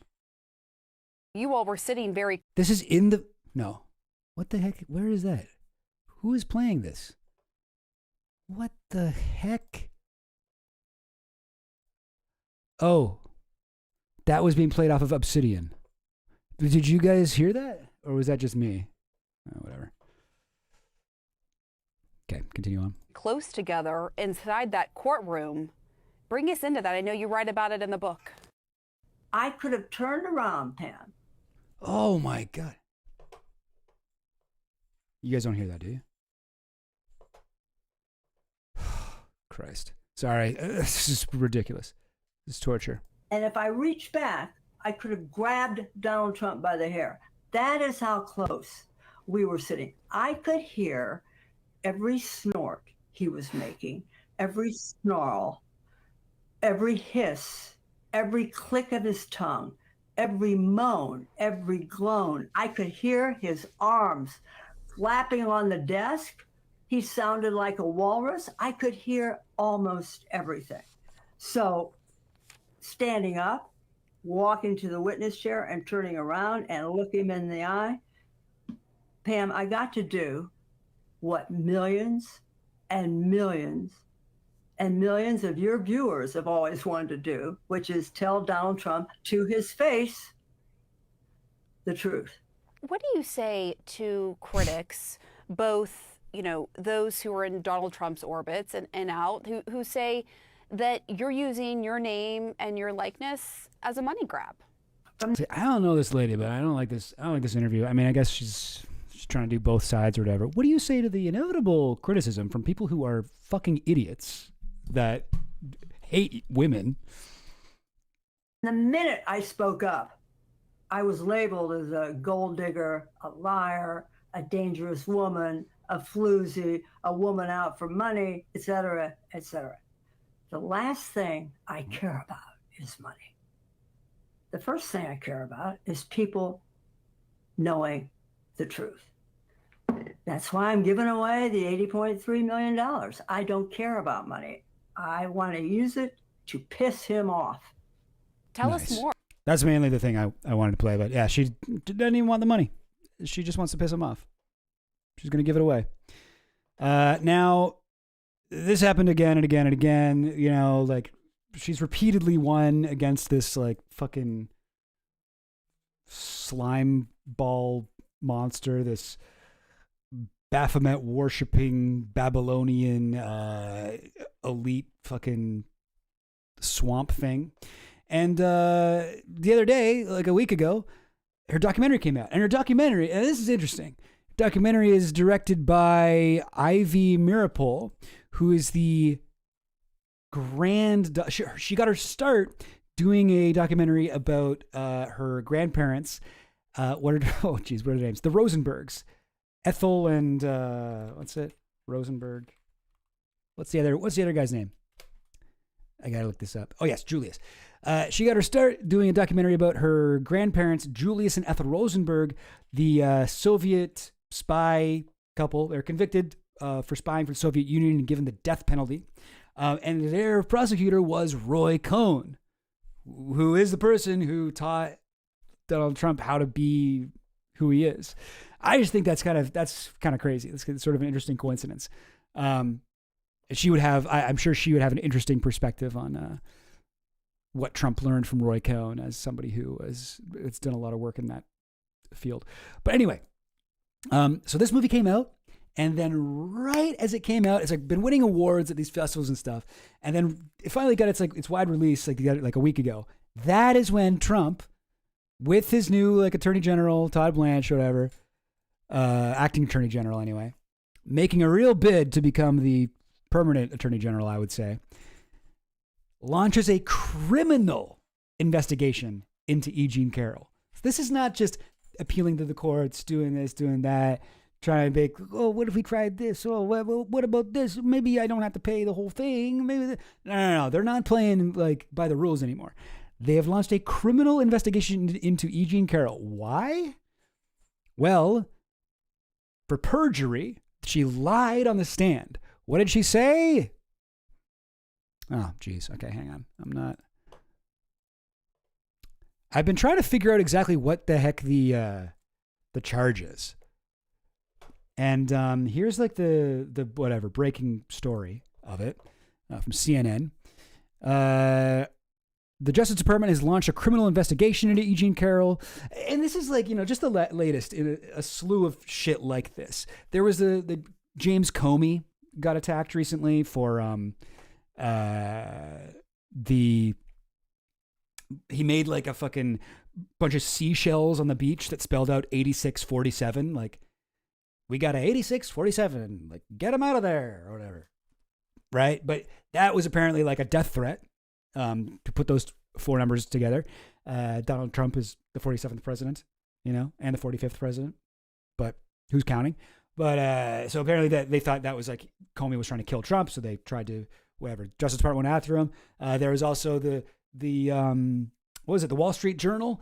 They just again got sued like last week for their Epstein coverage. Originally, it was for that birthday card that they wrote about, where it's like. Enigmas never age. Jeffrey, you and I share a beautiful secret. You know what it is. I know what it is. I really know what it is. Anyway, yes, enigmas never age. That one. I think those were the exact words of it. I think I just recited it verbatim. But this one is different, right? It's like Wall Street Journal. They're a fucking institution. James Comey, like whatever. He's a fucking former FBI head. Like they'll be fine. E. Jean Carroll is just like a fucking person. She's like a regular, private citizen. She's not somebody like this is just a person who won like overwhelmingly against him multiple times that he has refused to pay, still hasn't paid her. It's all started in 2019, 7 years later. Like, she has not received a penny from this dude. And now he is wielding his like completely compromised like Department of Justice. This has never been done, by the way. No president has been corrupt enough to do this shit this petty. Like, this is the sort of shit that you would see like a mad king do in a movie, and his advisors would all be like, yes, sir, I mean, don't you think this looks a little bad? Like, I think maybe you should forget. And he's like, no, I must crush it. It's like, oh, yes, of course, master.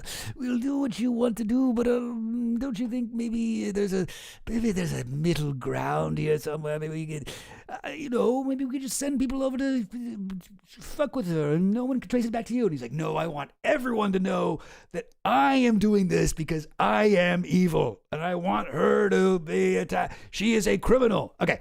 She's a criminal. All right. Okay. Well, maybe she actually is a criminal. Like, what does she do? Like, what actually was it?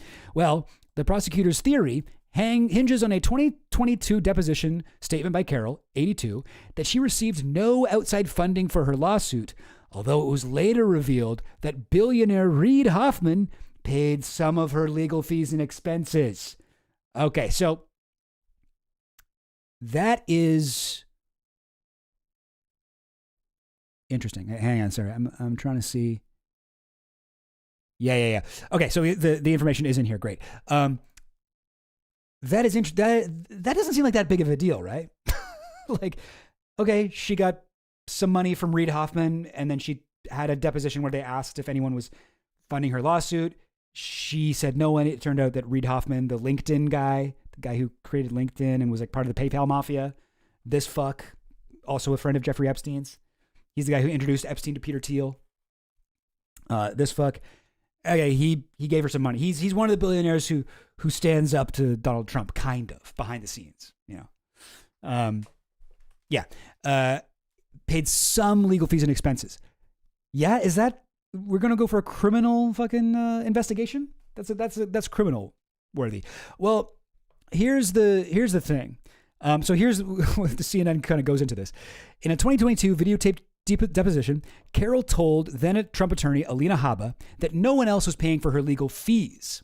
But 2 weeks before the trial, Carroll's attorneys informed the judge and Trump's lawyers that they secured funding from Hoffman's nonprofit. So what does that mean? Carroll's lawyers had a fund that they could use from Hoffman Did Carol know about that? You know, Carol's lawyer said she never met nor had conversations with anyone associated with the nonprofit. Trump lawyer said in court at the time that Carol's team conspired to conceal the truth for nearly 6 months. Seems more to me like she said this during her deposition. She didn't know that that was a thing that had happened. Her lawyers later were like, oh, I guess she got that wrong.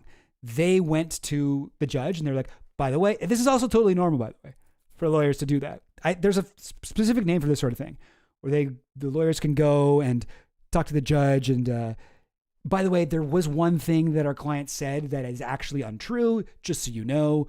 I mean, technically it is true because there's a difference between funding and fees and whatever charges. There's like a bunch of different kind of like legal terms here. Technically what she did say, I think I've heard people argue was totally true. But in any case, it seems like she didn't know. Anyway, they did go ahead before the trial. They went to the attorneys. They went to the judge. They told the judge about it. When the trial began 2 weeks later, the judge said he saw no issue with Carol's credibility and blocked the lawyers from asking about Hoffman's funding. He was like, he blocked Trump's lawyers. The Trump's lawyers were like, we want to ask about this. And the judge was like, that has nothing to do with the case. The case is not about like her getting funding from Reid Hoffman. Sorry. No, you're not allowed to ask that. The judge knew about this.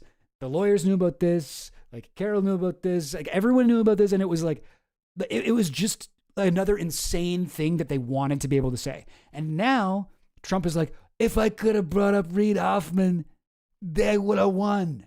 That would have changed everything. That would have changed everything about what a jury believed happened in a fucking lingerie department dressing room in 1995. That would have changed it. And it's like, why would that change? This is so nothing. And yet this is what they're launching a fucking like criminal investigation. Oh my God. Yes, like it's just torture. They want to turn over her life. They have like an infinite supply of taxpayer money to spend on this, to the goal of like terrorizing psychologically an 85-year-old delightful woman. That is it. That is it. And she is still, I didn't know about this. She's still embroiled in multiple, I knew she's trying to get her money. She's embroiled in multiple legal battles with the president. They awarded her millions of dollars in damages, which the president is still appealing. He's appealed the $5 million sexual abuse case judgment and has pledged to do the same with the $83 million. Oh, so that's not even, oh, I thought it was $83 million total. No, it's like $88 million. The Supreme Court has deferred its decision on to whether to take up Trump's appeal 12 times. They're just delaying it. That's the best they can do because they know that they can't actually look at this and be like, oh, okay, fine, you get it. So all they can do is be like, well, you know what's as good as like giving him what he wants? Just delaying it so that E. Jean Carroll doesn't even get her money. Yeah, great. So Trump never has to admit that he did anything wrong. In a different case, the president unsuccessfully asked for the Justice Department to join the case as a defendant so that he could argue he's immune from liability. An appeals court panel of judges said the argument was raised too late in the legal process. Great. Okay, back to Obsidian, and I had more videos to watch, but maybe we just won't. And I just wanted to show like what the worst people online have been saying. Is this going to work? Let me try. Why not? Nope. No. Wow, it's really not working. That's crazy. What? Nothing changed, and yet everything changed. Audio output capture. It's funny. I have like multiple audio output captures. What if I do this? Default. Is that? Nope. Ridiculous. Obsidian, why you gotta do me like that? I mean, okay, we can listen to a couple of these, but these are what people are saying. This is what the people have decided. Oh wait, hang on. Oh God, I got 2 windows open now because I'm trying to fix this OBS shit. There we go. Michael Knowles joins us now. Michael Knowles. Host of the Michael Knowles Show. Good to see you. Your thoughts on the new investigation into perjury for E. Jean Carroll? It seems like there's something there. Well, a shocking Does it? headline about that paragon of credibility, E. Jean Carroll. Thank you, Rob, for that trip down memory lane.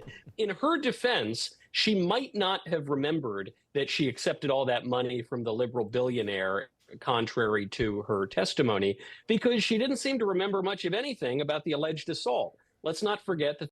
Like, you know, like this is what these guys, this is what these guys are going with. This one was crazy too. Hang on.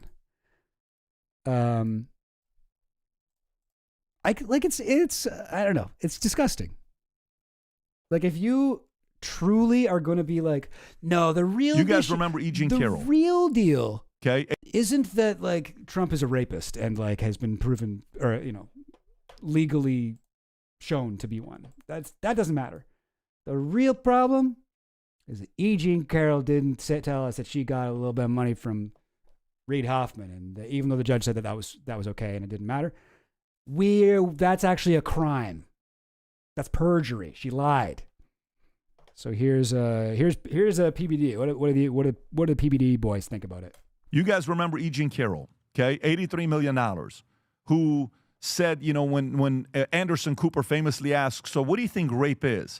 You think it's physical? No, it's a fantasy. Sexy. Most people think it's sexy. Sexy. It's like Anderson Cooper's like, what the hell is this? Yeah, there's a clip that a lot of the conservative guys bring up where she's being interviewed by Anderson Cooper, and I forget exactly what it goes, but I mean, it's one of those things where like conservatives clip that out of context all the time, and they see it again and again. See, all those guys remember that clip. It was a little bit of a weird moment, for sure, but I saw it more as like, she's saying like most people don't really think about rape. Like most people think of it as like in like the romance novels or like in whatever, some kind of like sex fantasy people have. People don't think of it as a serious thing. But yeah, I mean, a lot of these guys are like, wait, what? She thinks that this is cool and good? What the hell? And it's, I would say, a pretty dishonest way of reading what she said. But it makes Trump look good and makes her look weird. So I guess they all remember it. Lady, isn't that when he jumped the commercial, couldn't get off? He was shell shocked. Is that it? Yeah, go to the last 15 seconds. Go to the middle right there. Go ahead. Oh, they're going to play it. I think most people think of rape as being sexy. So they don't show the context. They don't show how I got into there. Let's take a short break. Think of the fantasies. Watch. We're just going to take a quick break. If you can stick around, we'll talk more on the other side. Oh, yeah, he does go to a commercial. Okay, I forgot about that. You're fascinating to talk to. Jeez. Yeah. She reminds me. Okay. That clip Who's the lady, the actress old. she reminds you of? 101 Dalmatians. From 101 Dalmatians. 40-Year-Old Virgin.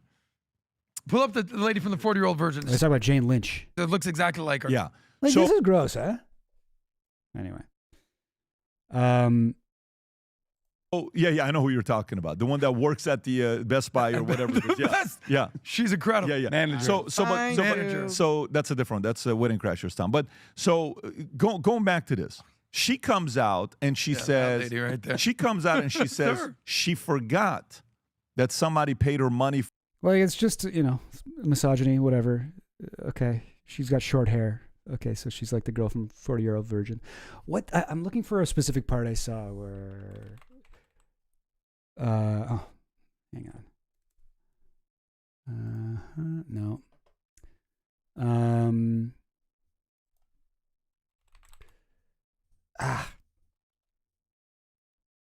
Nope. Jeez.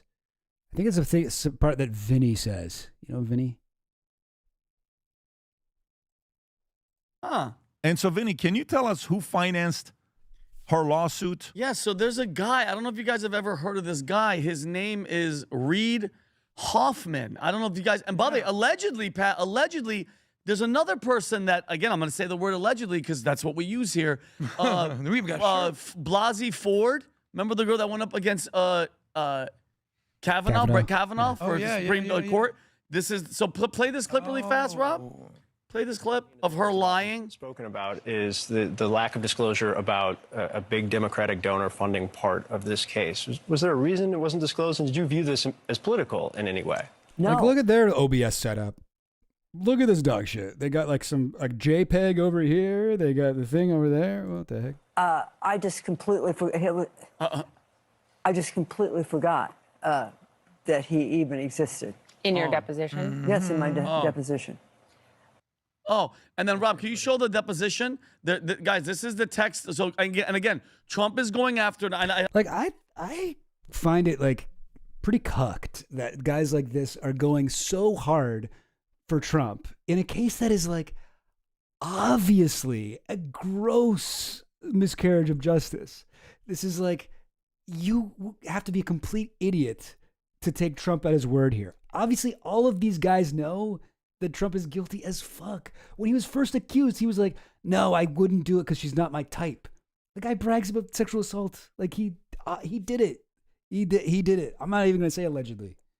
Allegedly. I'm not going to say allegedly. But like he did it. And yet these guys are like, oh, wait, what? She didn't know about where she got the funding from? Well, then she must, the whole thing then. That's a big deal. That's a big deal. It's like, this is so cucked. This is like beta shit. This is like, you are just like gargling this guy's fucking taint for no reason. For no reason. Like, I guess they just hate women. They just hate women. And like, even in a case that's been like repeatedly proved in a court of law, multiple like witnesses, people who, she talked to at the time who remember this conversation, like all of this shit, they're still siding with Trump. They're still siding with Trump. Does the fucking PBD, do they even like Trump anymore? Are they still on the Trump train? I thought people were kind of getting off. But no, they're still fucking. And I saw all the pundits yesterday like, how dare he's using the Department of Justice. No. Yes, obviously he's doing that. She lied. He had to spend millions and millions of dollars. He didn't. And again, going to the anti-weaponization. Yeah, he did have to spend like $90 million in bond or whatever. Anyway.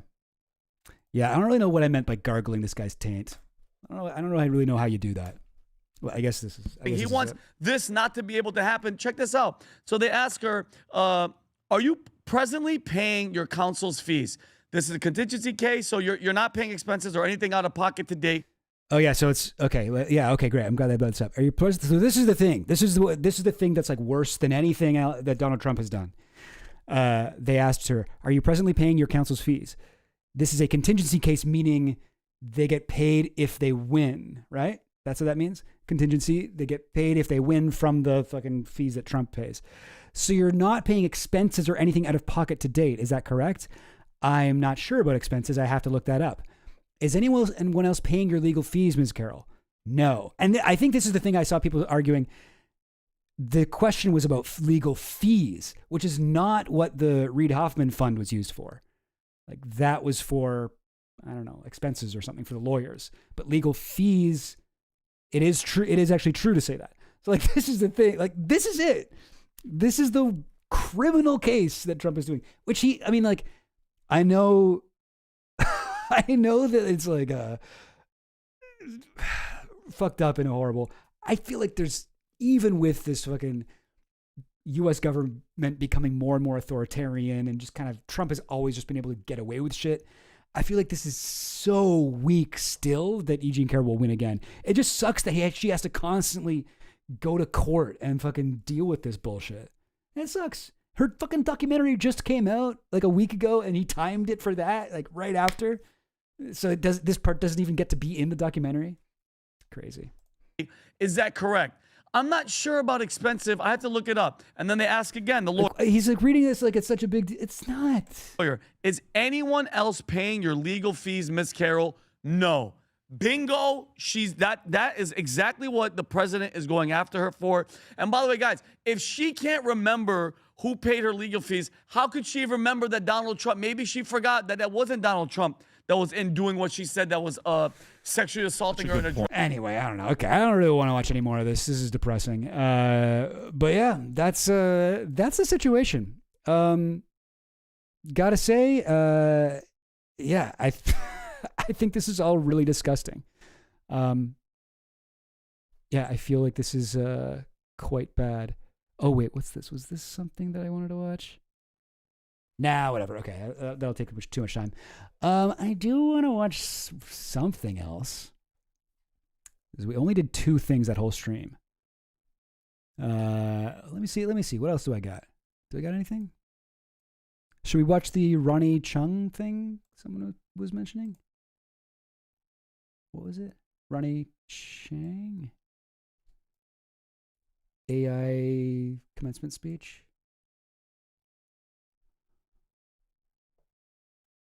Okay, yeah, I think this is it. Harvard. What was a Harvard commencement speech? I wonder if Harvard is more or less AI friendly than like other universities. All right, I think I got it. While on the topic of A's, what the? By the way. Oh, jeez, hang on. So many problems with OBS. There we go. There we go. Now it's working. While on the topic of A's, by the way, can I just say, AI. AI. AI. Nice. I'm so glad you agree. I prepared a completely different speech in case you guys turned on me, but I won't be needing that anymore.